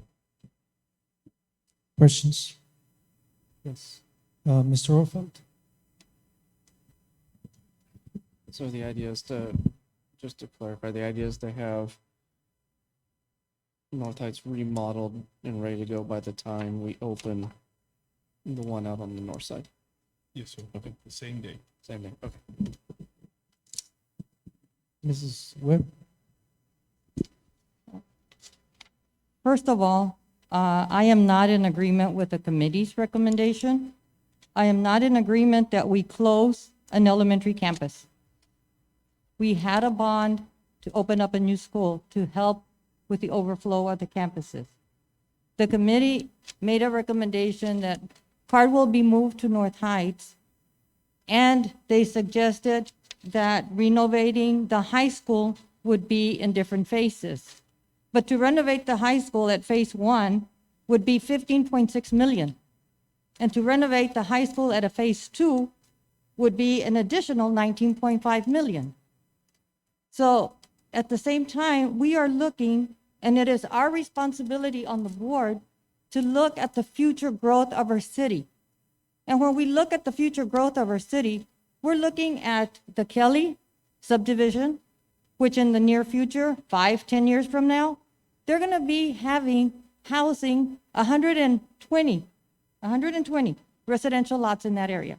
Not counting the Dolan Estates with another 110 residential areas. Not counting the Dobson area for low income. All of these housing areas are going to have children. Where are they going to go to school? Are we going to say they're going to be going to Comstock ISD? We cannot afford to lose an elementary campus. And when I look at all of this and stop to think, what is the future growth of our city going to be? Another bond will not pass. Mr. Mesa has mentioned that before. And he's also mentioned the fact that he wishes that we had 2 schools that were under that bond. And now we have a committee that's saying, move Cardwell to North Heights. When in reality, we can look at renovating Cardwell where they are, very similar to what was done at Lamar. Lamar had 3 to 4 different stages of renovation. They renovated the 5th grade section first, then the kinder section, and then the main area.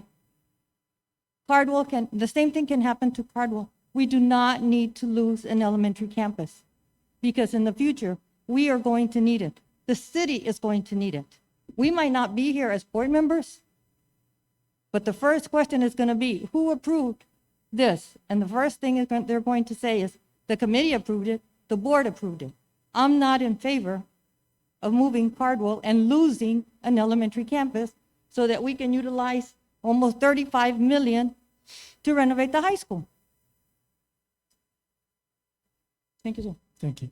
First of all, I just want to make sure, Dr. Rios, the only thing we're approving here is North Heights Elementary is the future side of the Head Start pre-K program.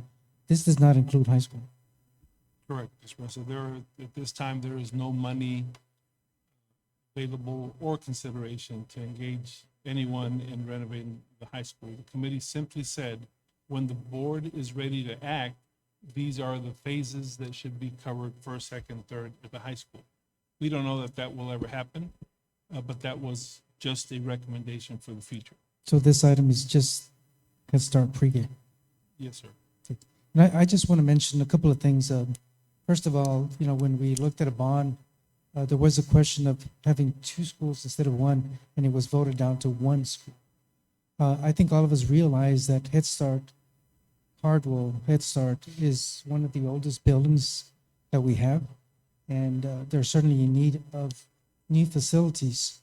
But at the same time, we realize that there are some schools like Chavita and Lamar that have a low enrollment. And so it seems like, the student population is going to the north, which, that again prompted, I think for years, that we have been talking about, adding a school on the north side. And so we knew that Line Green, we kept moving the boundary lines to Line Green, Buena Vista, and And so now we're in the process, again, of building a school. So at the current time, I think the process was excellent because that's one of the goals for the superintendent's evaluation. Engage the community, community engagement, and get their input. And all of us selected a couple of board members, committee members, to sit on that committee. And so they came up with the best possible solution for the time being. I think all of us realize that we do need a new school. And so all the growth is going towards the north, but again, we have something like 400 and something students at both Chavira and Lamar.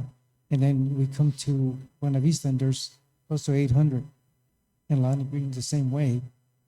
So the growth is going towards the north, but the current time is the best thing that we can do. We wish we could build a new school every year. That's not possible. So the committee came up with that suggestion, and I think it was done in a fair manner. I stand with the committee's decision. But I'll open it up to other board members if they have any discussion on that. Mr. Contreras? If the move would be made, what would happen to the old, or what I consider the east side or the Cardwell? Is it gonna be just another abandoned building? I mean, just, because we have plenty of those. No, So sir. is it, what would happen to that building? Dr. Rios? We've had preliminary discussions, Mr. Contreras. The library and the science classrooms that are built there are fairly new. At the same time, one of the things the board asked us to do was to get rid of these old vacant buildings. To that extent, we talked to the county, and the county has taken possession of both Travis Elementary. I call it Travis because that's where I went to first and second grade. And they've taken possession of Sam Houston, or some may refer to as Calaveras. So we've gotten rid of those buildings. We'll need some storage for furniture and the like. So imagine that a couple of the wings will become storage spaces. We have also had preliminary discussions to use that one wing where the library is and the science room are as a possible SGLC. So that then we can move entirely out of the old Garfield area, which unfortunately floods a whole lot, and move CNI possibly here to where the current SGLC is. So SGLC goes to Cardwell, and CNI goes back to SGLC where they started a few years ago. And then the rest of Cardwell, again, possibly storage. But again, those are just tentative discussions.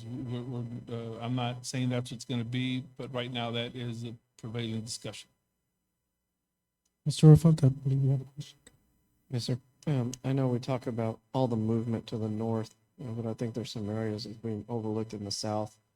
I know in South Del Rio, down in the winery area, there is an area that will probably have 40 to 80 new houses put in the next couple of years.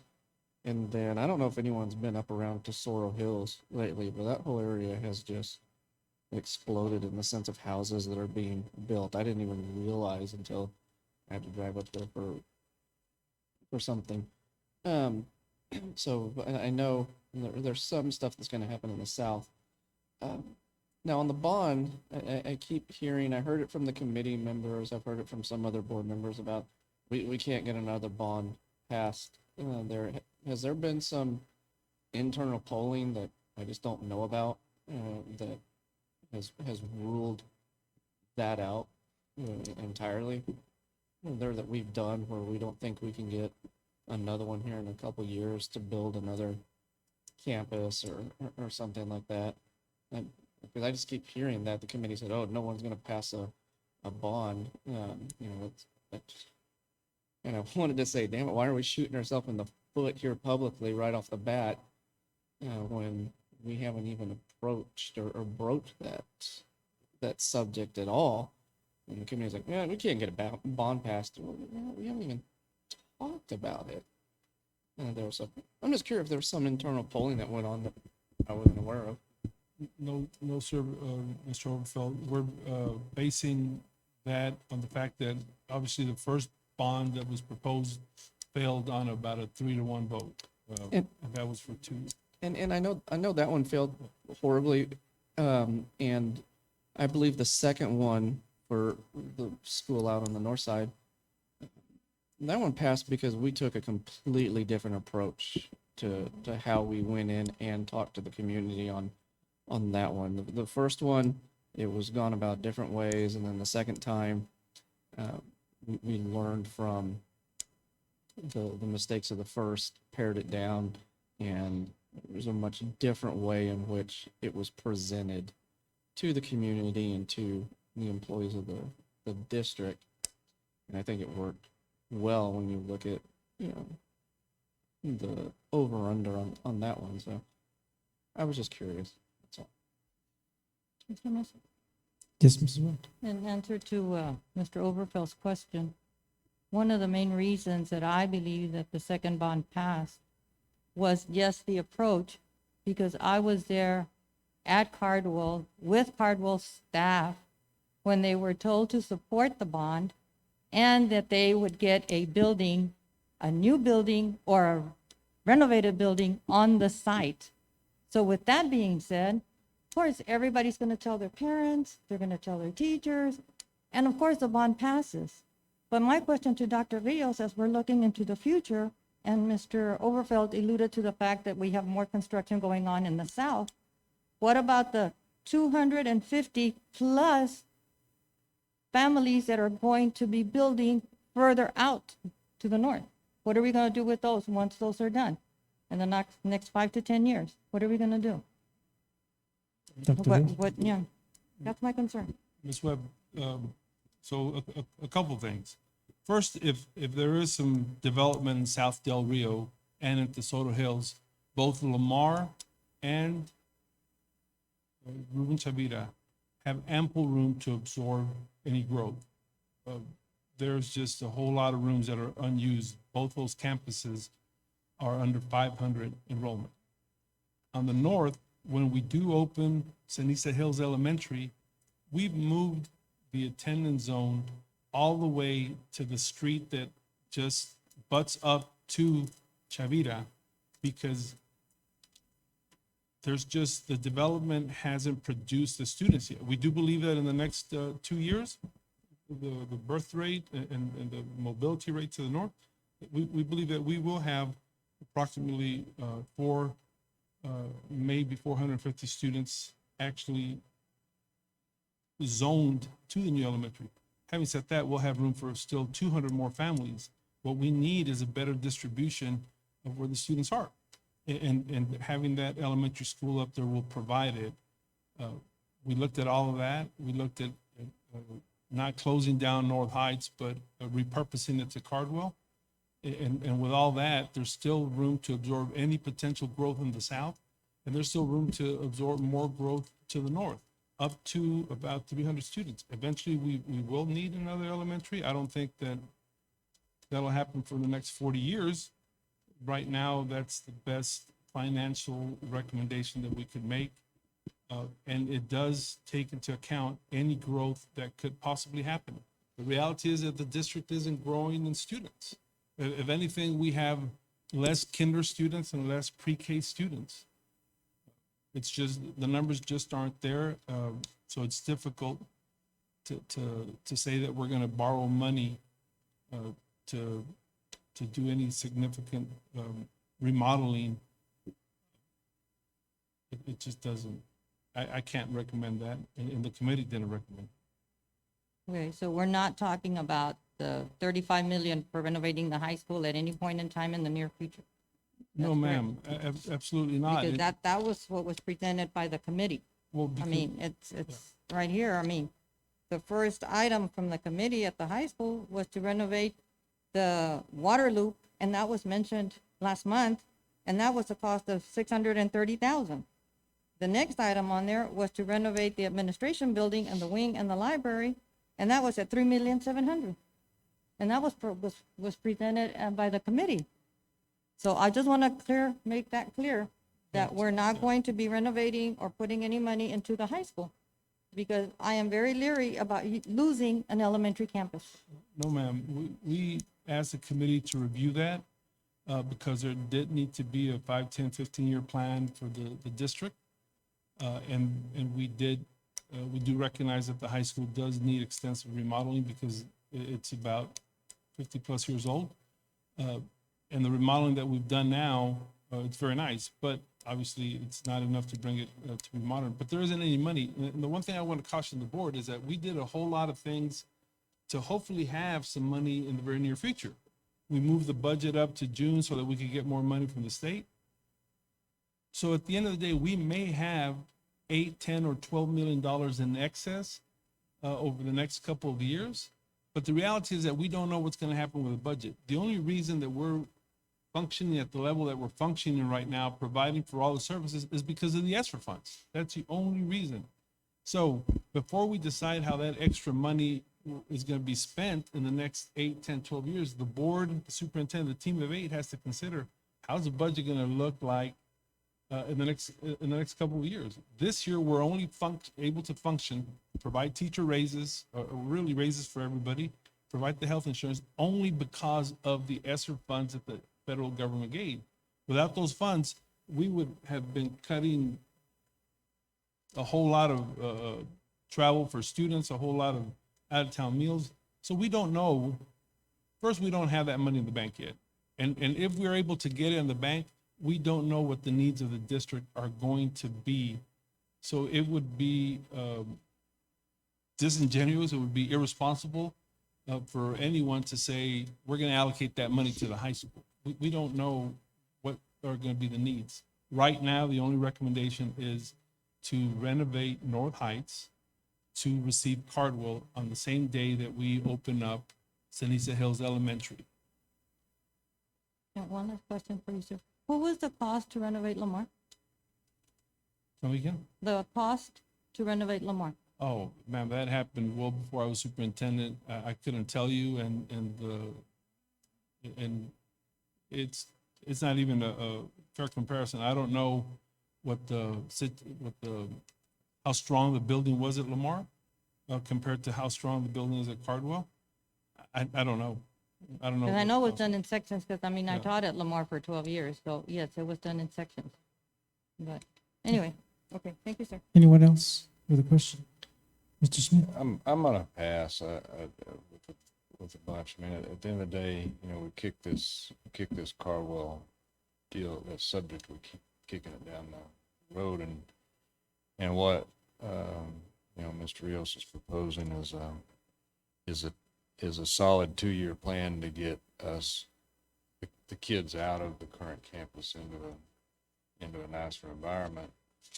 And then, you know, if we've got to talk about another campus, destroy the Cardwell building and expand onto that, deal with a decent campus and move back to that, for, you know, or turn that into a grade school. I think those are proposals that we talk about 3 years from now. But if we start going, and I'm, you know, I agree with Josh. At the end of the day, you know, you don't ask, you don't promote it, get it. But if you do that, that's going to kick it to 3 years out on a 2-year plan. So I'd support a 2-year plan to get those kids out of the Cardwell environment right now, and then go to the drawing board for another plan when it's time. And I agree with Josh. It's on the table. Put it out there and advertise it, promote it. I think we'll get it if the need's evident. Right now, the need's evident to do something at Cardwell. Yeah. And it's a very viable 2-year plan, I think. But that doesn't mean it's the right plan 5 to 6 years out, because it may not. I think the whole difference in the bond passing was the fact that, you know, board members were involved, which is not one-sided from administration, and that helped out a whole lot with Yeah, speaking events. And, Unity helped. yes, and it can be done. I just, you know, with everything else that's going on in our community, I think, you know, we do need at least a two-year gap of time. Anyone else? If not, Sandra, I will call for a recommendation. Or Dr. Rios? It is a recommendation of the administration that the Board of Trustees approve for the superintendent to sign a contract for services with Go ERO International LLC. I think we're in D. Oh, I'm sorry. Mr. Messer, you're right. I got ahead of myself. Let's flip the page back. It's a recommendation of the administration that the Board of Trustees approve North Heights Elementary as a future site of the SFDR CISD Head Start Pre-K program and authorize the superintendent to initiate and oversee improvement projects for North Heights Elementary in preparation for the programmatic changes at this campus. Thank you. You've heard the recommendation from administration. I will entertain a motion for approval. Motion by Amy. Is there a second to the motion? Mr. Smith, all those in favor? 1, 2, 3, 4, 5. All those against? 2. Motion carries. We go on to item E, consideration to approve contract over $5,000 and purchase order over $25,000 with Go ERO International LLC in the amount not to exceed $85,400. Funding source, general fund balance for the conversion of Irene Cartwell to North Heights Elementary project. Mr. Chop, you want to do that? I'll just read the recommendation. I think we've talked about it. If there's no questions. Just one. This will be for example, anything having to do with the height of the current enrollment that we have there to bring it down to the level of 4-year-olds and 3-year-olds. That's a big part of it, sir. It's also to enclose the wings that are open to the element. Okay. The hallways? Okay. Anyone else? Okay. It is a recommendation of the administration that the Board of Trustees approve for the superintendent to sign a contract for services with Go ERO International LLC and approve the purchase order in the amount not to exceed $85,400 for the design of North Heights Elementary renovation project. With the recommendation, is there a motion for approval? Motion made by Mr. Smith, seconded by Amy Haynes. All those in favor? 1, 2, 3, 4, 5, 6. All those against? 1. Motion carries. Item 11, curriculum instruction, amendment to the 2020 board resolution for spring semester grades. Ida Gomez. Good evening, President Mesa, Dr. Rios, and members of the board. In April of 2020, administration brought a resolution that was presented to the school board and it was approved.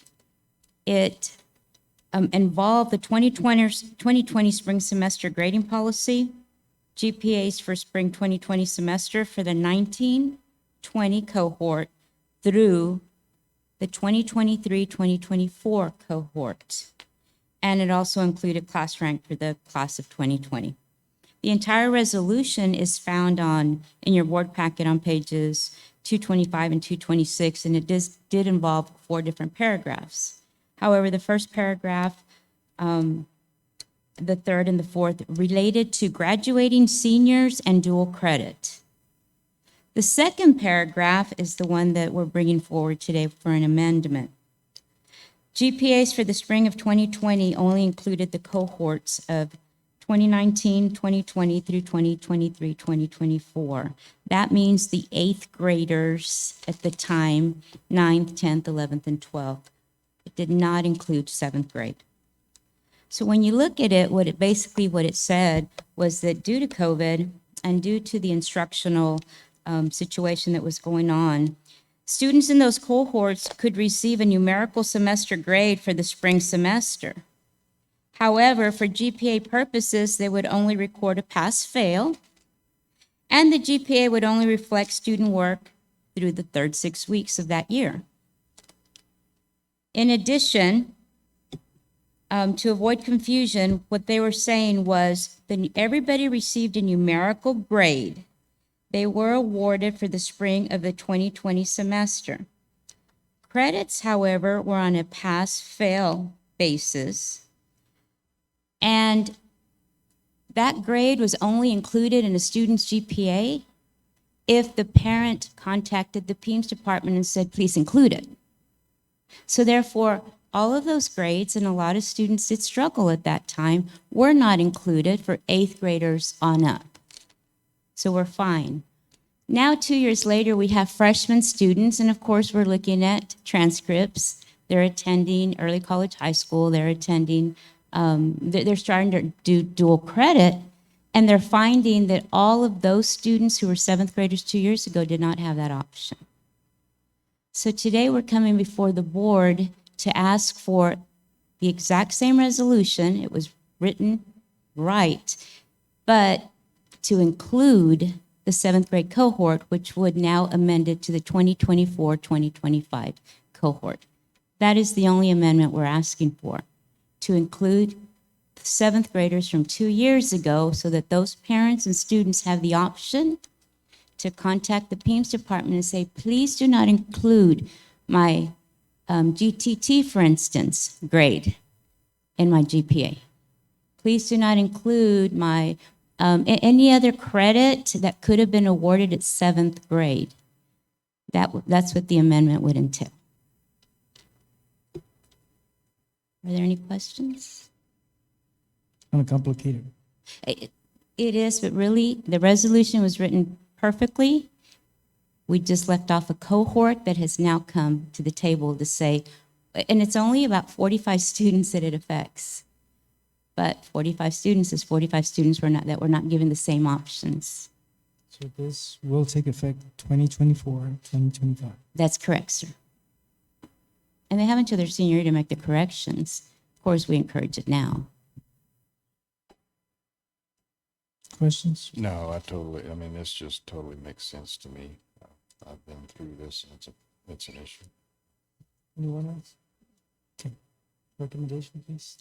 It is the recommendation of the administration that the Board of Trustees approve an amendment to the resolution that was approved on April 20th, 2020, to include credits awarded on a pass-fail basis with no GPA implication for the semester unless a student and their parent affirmatively request to have their numerical grades counted for GPA purposes for the 2024-2025 class cohort.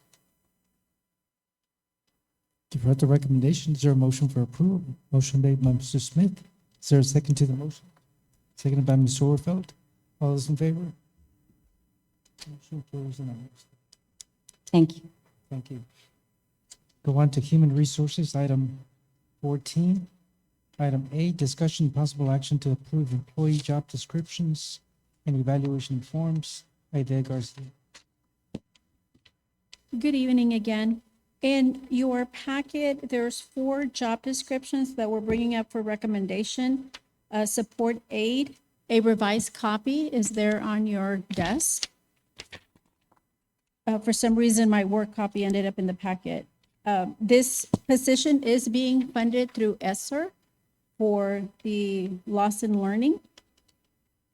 We also have the librarian, and the only item being changed on this job description is add masters, and this is to match the requirement for the certification. We also have a senior computer technician, and this is being revised to match the current responsibilities of this position. And then finally, we're being asked to revise the specialist database manager. This position was moved to a different department, and of course, it has different responsibilities, so now it will match the current responsibilities. Questions on those 4 job descriptions? On the Anyone? library, Mr. Contreras? on the librarian, what is the requirement? They do have to have a master's in computer science, and it has to, in order to qualify for the certification. Or the librarian endorsement? Right, you have to have. What about a reader's, Oh, what, I'm sorry? what about a reader's, master's degree? To get that other certification Yes. that is there. Yes, one of those. Anyone else? If not, the recommendation? Yes, sir. It is the recommendation of administration that the Board of Trustees approve the employee job descriptions and evaluation forms as discussed. You've heard the recommendation from the administration. Is there a motion for approval? Amy Haynes made the motion, seconded by Ms. Webb. All those in favor? Motion carries unanimously. Thank you very much. We continue with item 14B.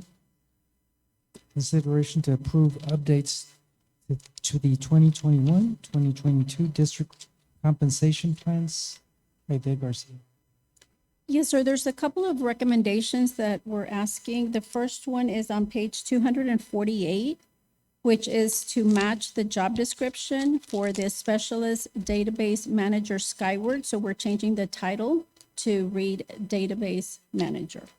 Also, the board approved a position for ESSER grant manager in a previous board meeting.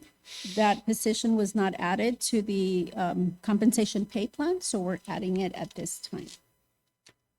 The next change is on page 250, which we're including the new position for aid, support aid. The next change is on page 254, and this is extra duty pay under teacher stipend and for any employee that assists with the vaccine project, and that's $40 an hour. The next change is on page 259.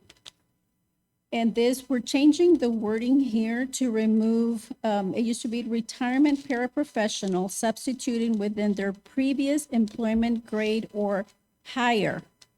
And now we're recommending substituting within their previous scope of duties. In this way, we can recruit substitutes who were previous employees and can assist with purchase orders with a lot of the employees that go on medical leave. Then the next change on page 260.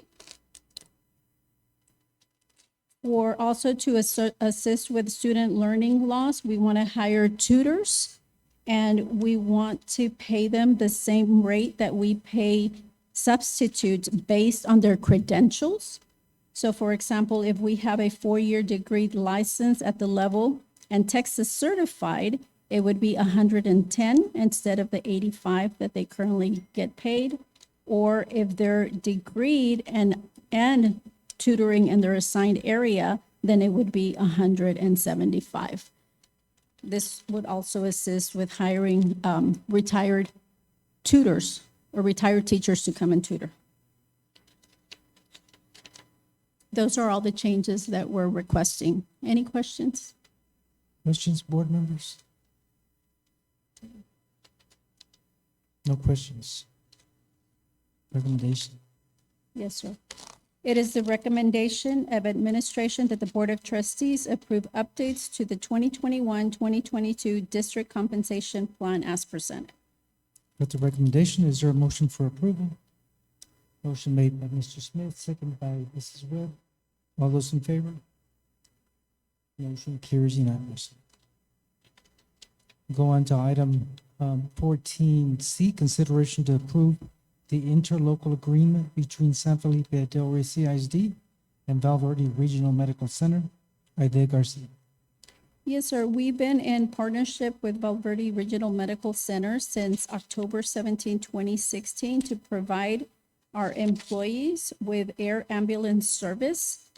And the cost for this year is $78,777.60. This is the same amount that was charged for us for last year.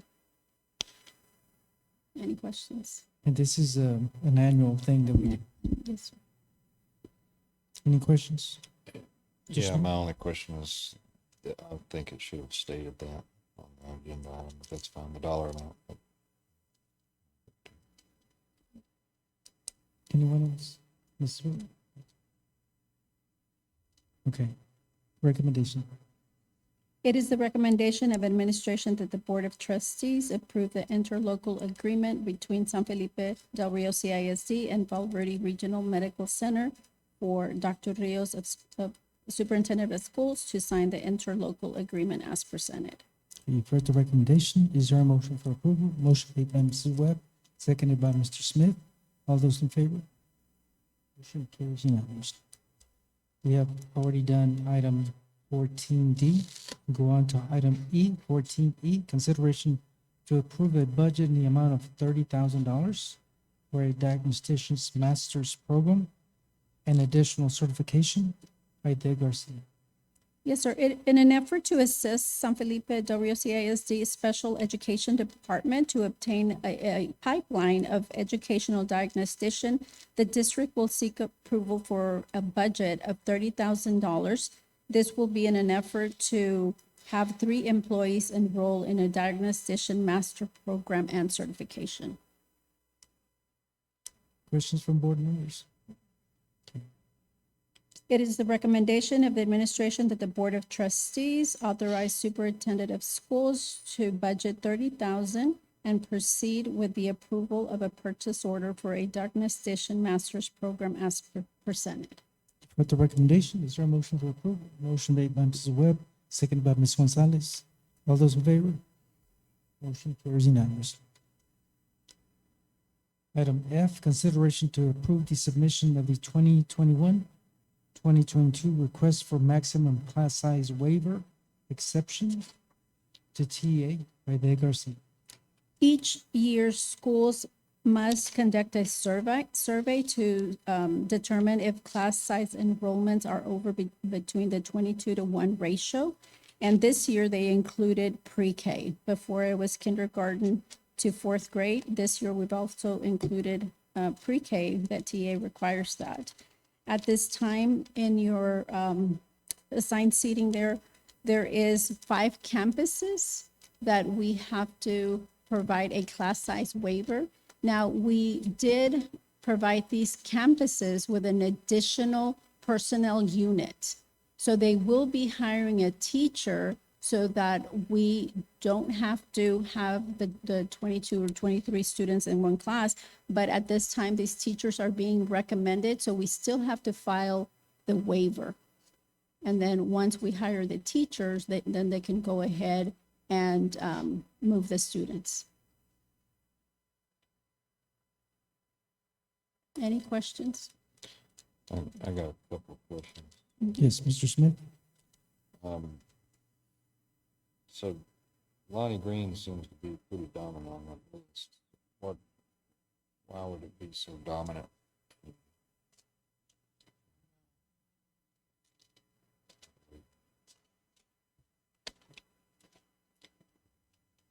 They have a higher enrollment, so they have 3 kinder classrooms. And then, 4 kinder classrooms.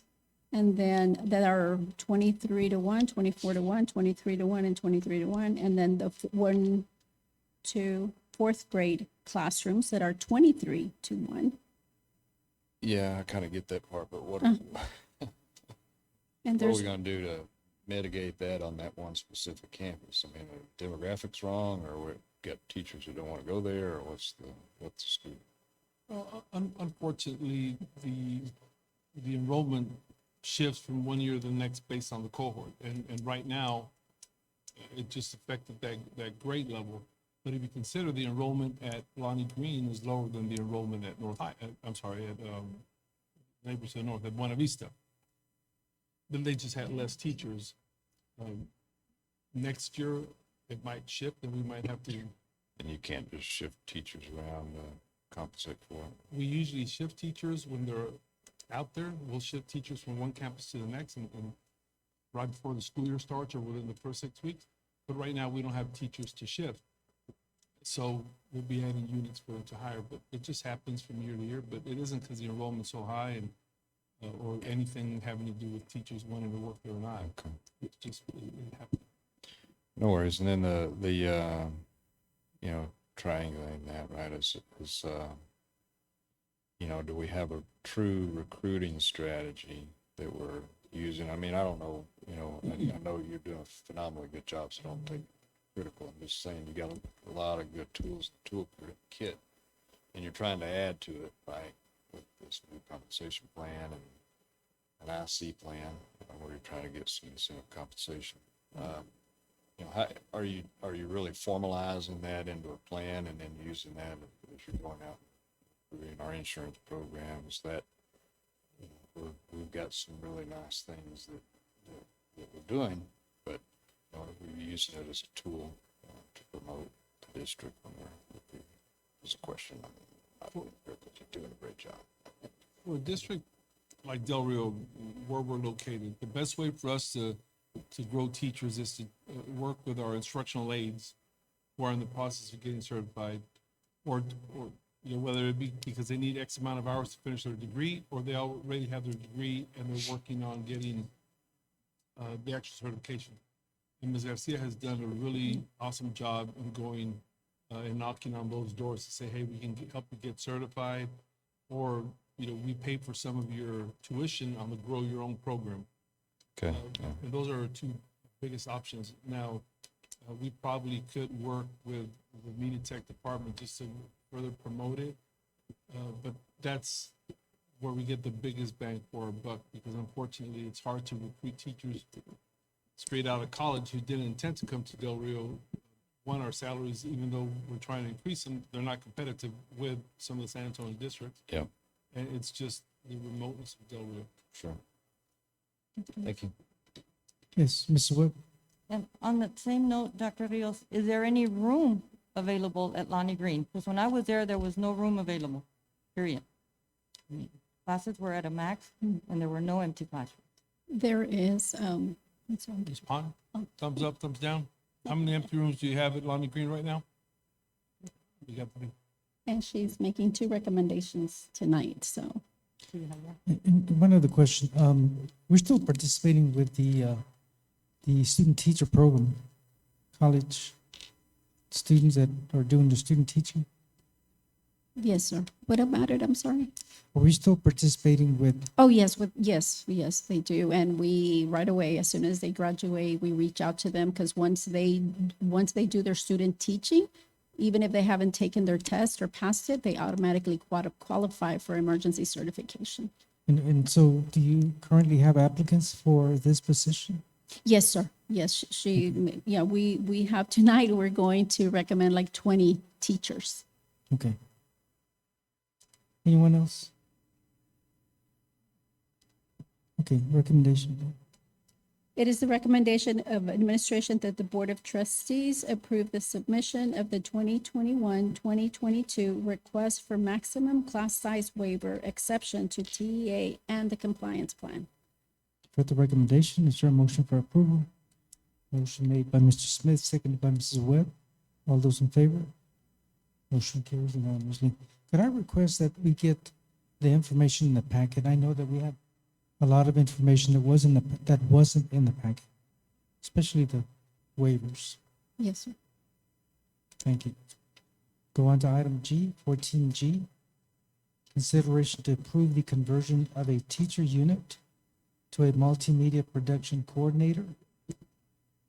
Yes, Ms. sir. Garcia. Yes, sir. Currently, the district has an excess position for a teacher unit, and due to the demands of the coordination and production of the multimedia projects for the technology integration and communication services, administration is requesting to convert the position, one of the teaching unit, to a multimedia technician, to multimedia production coordinator. So it should be from teacher to coordinator. Questions? Ms. Webb? I think Dr. Rios needs to explain this to me, because we have a recommendation to convert a teacher unit to a multimedia production coordinator. But yet when we read further down, it's convert a multimedia technician to a multimedia production coordinator. And the multimedia technician is at a para pay grade 6, going to an administrative level, pay grade 2, with a $3,400 increase in salary. Is that correct? No, ma'am. That was an error. That was an error. You and I had good discussions last month about that move, and we opted, one, because the department had asked for additional help, and we didn't do it during the budget process. There was just too much else to consider. But they had already asked since last May to provide at least one additional person. So we're adding a position, and it's not a converting. It'll be a position that will be posted, and different people will hopefully apply for it. And if it's filled internally, then we'll repost whatever position is vacated internally. Yeah. How many coordinators do we have in that department right now? Right now, we have one. We have the director, and then we have Peter O'Hell, who's a coordinator. And that would be coordinating different aspects of it. So this position would be at a teacher salary? Is that what we're saying? Can we convert a unit? I don't understand No. going from a para to an administrative. No, ma'am, we're using the board approves X amount of positions and the dollar amounts that go with the position. So we can't just add positions, so we have to look for positions that more than likely will not be filled, and then we can convert them. So in this case, we have teacher vacancies that we can convert, and the pay is, I believe it's a little bit less than that of a starting teacher. Yes. What's the pay range on this position, ma'am? I have it right here under the compensation pay plan. It is, the starting is 53. So it's a little bit more, 53,250. So that would be 13,000 above the current salary right now. Well, no, ma'am, because we're talking about an entirely separate position. Oh, okay. So So we're gonna delete the other one? No, if ma'am. No. No. Again, the conversation that I had with the department was for additional help. And we didn't do it during the budget process. So I'm sure that they'll welcome the added help.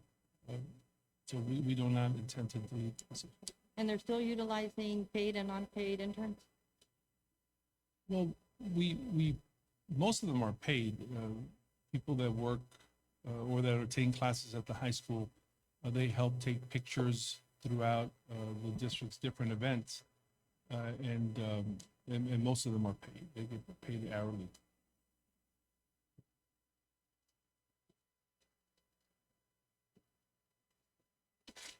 Any other? It's, okay, recommendation, please. It is the recommendation of the administration that the Board of Trustees approve the conversion of a teacher unit current budgeted position to a multimedia production coordinator as presented. For its recommendation from administration, I will entertain a motion for approval. Motion made by Mr. Smith, seconded by Ms. Orfeld. All those in favor?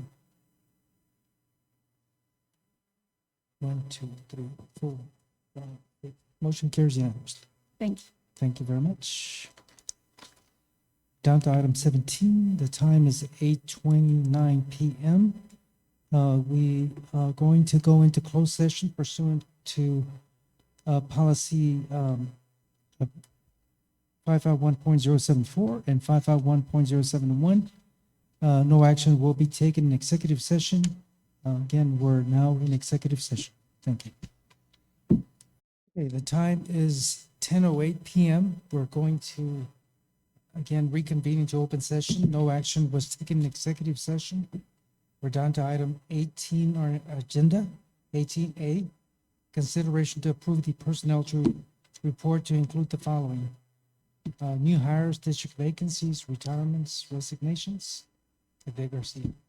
Good evening again. It is the recommendation of administration that the Board of Trustees approve the resignations, vacancies, and following new personnel. Ceci Perez, kindergarten teacher at Dr. Fermin Calderon. Marimar Mesa Rodriguez, first grade teacher at Dr. Fermin Calderon.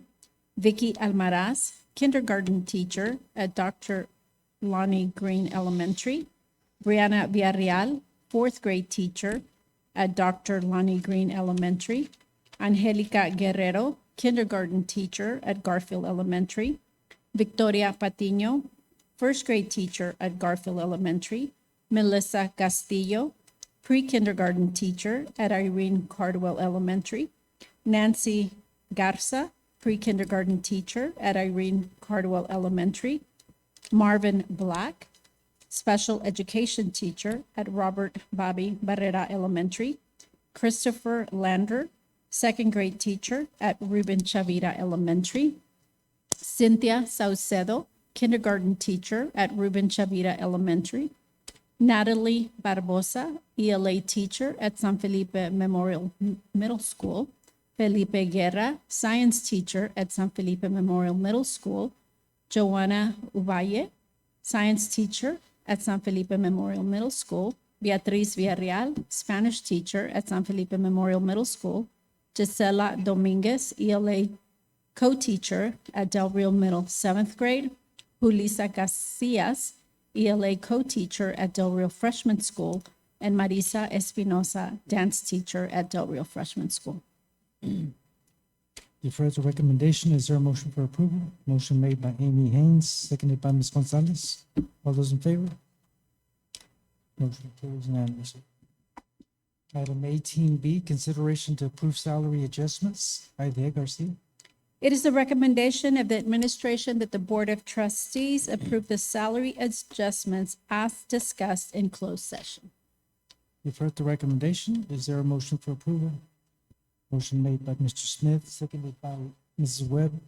All those in favor? Motion carries unanimously. Item 18C, consideration to approve the position of counselor for Buena Vista Elementary. Aide Garcia. And that one's going to be tabled as well as the next item there. Counselor for Buena Vista. So item C and item D will be tabled. Go to item E, consideration to approve the position of ESSER Grant Management Manager. Aide Garcia.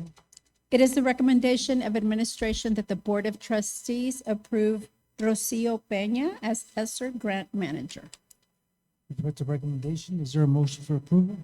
Motion made by Mrs. Webb, seconded by Ms. Gonzalez. All those in favor? Motion carries unanimously. Item F, consideration to approve the position of curriculum coordinator bilingual for the bilingual ESL department. Aide Garcia. It is the recommendation of administration that the Board of Trustees approve Nancy De La Rosa as bilingual ESL coordinator. You've heard the recommendation. Is there a motion for approval? Mrs. Webb, seconded by Amy Haynes. All those in favor? Motion carries unanimously. Item G, consideration to approve the position of speech language pathologist for the special ed department. Aide Garcia. It is the recommendation of administration that the Board of Trustees approve Jody Dacey as speech language pathologist. With the recommendation, is there a motion for approval? Ms. Gonzalez, seconded by Ms. Overfelt. All those in favor? Motion carries. Consideration H, consideration to approve the position of diagnostician for the special ed department. Aide Garcia. It is the recommendation of administration that the Board of Trustees approve Kimberly Ross and Susana Rodriguez as educational diagnostician. At the recommendation, is there a motion for approval? Motion made by Ms. Gonzalez, seconded by Mr. Smith. All those in favor? Motion carries unanimously. Item I, consideration to approve the position of Chief Operations Officer for San Felipe Del CISD. Aide Garcia.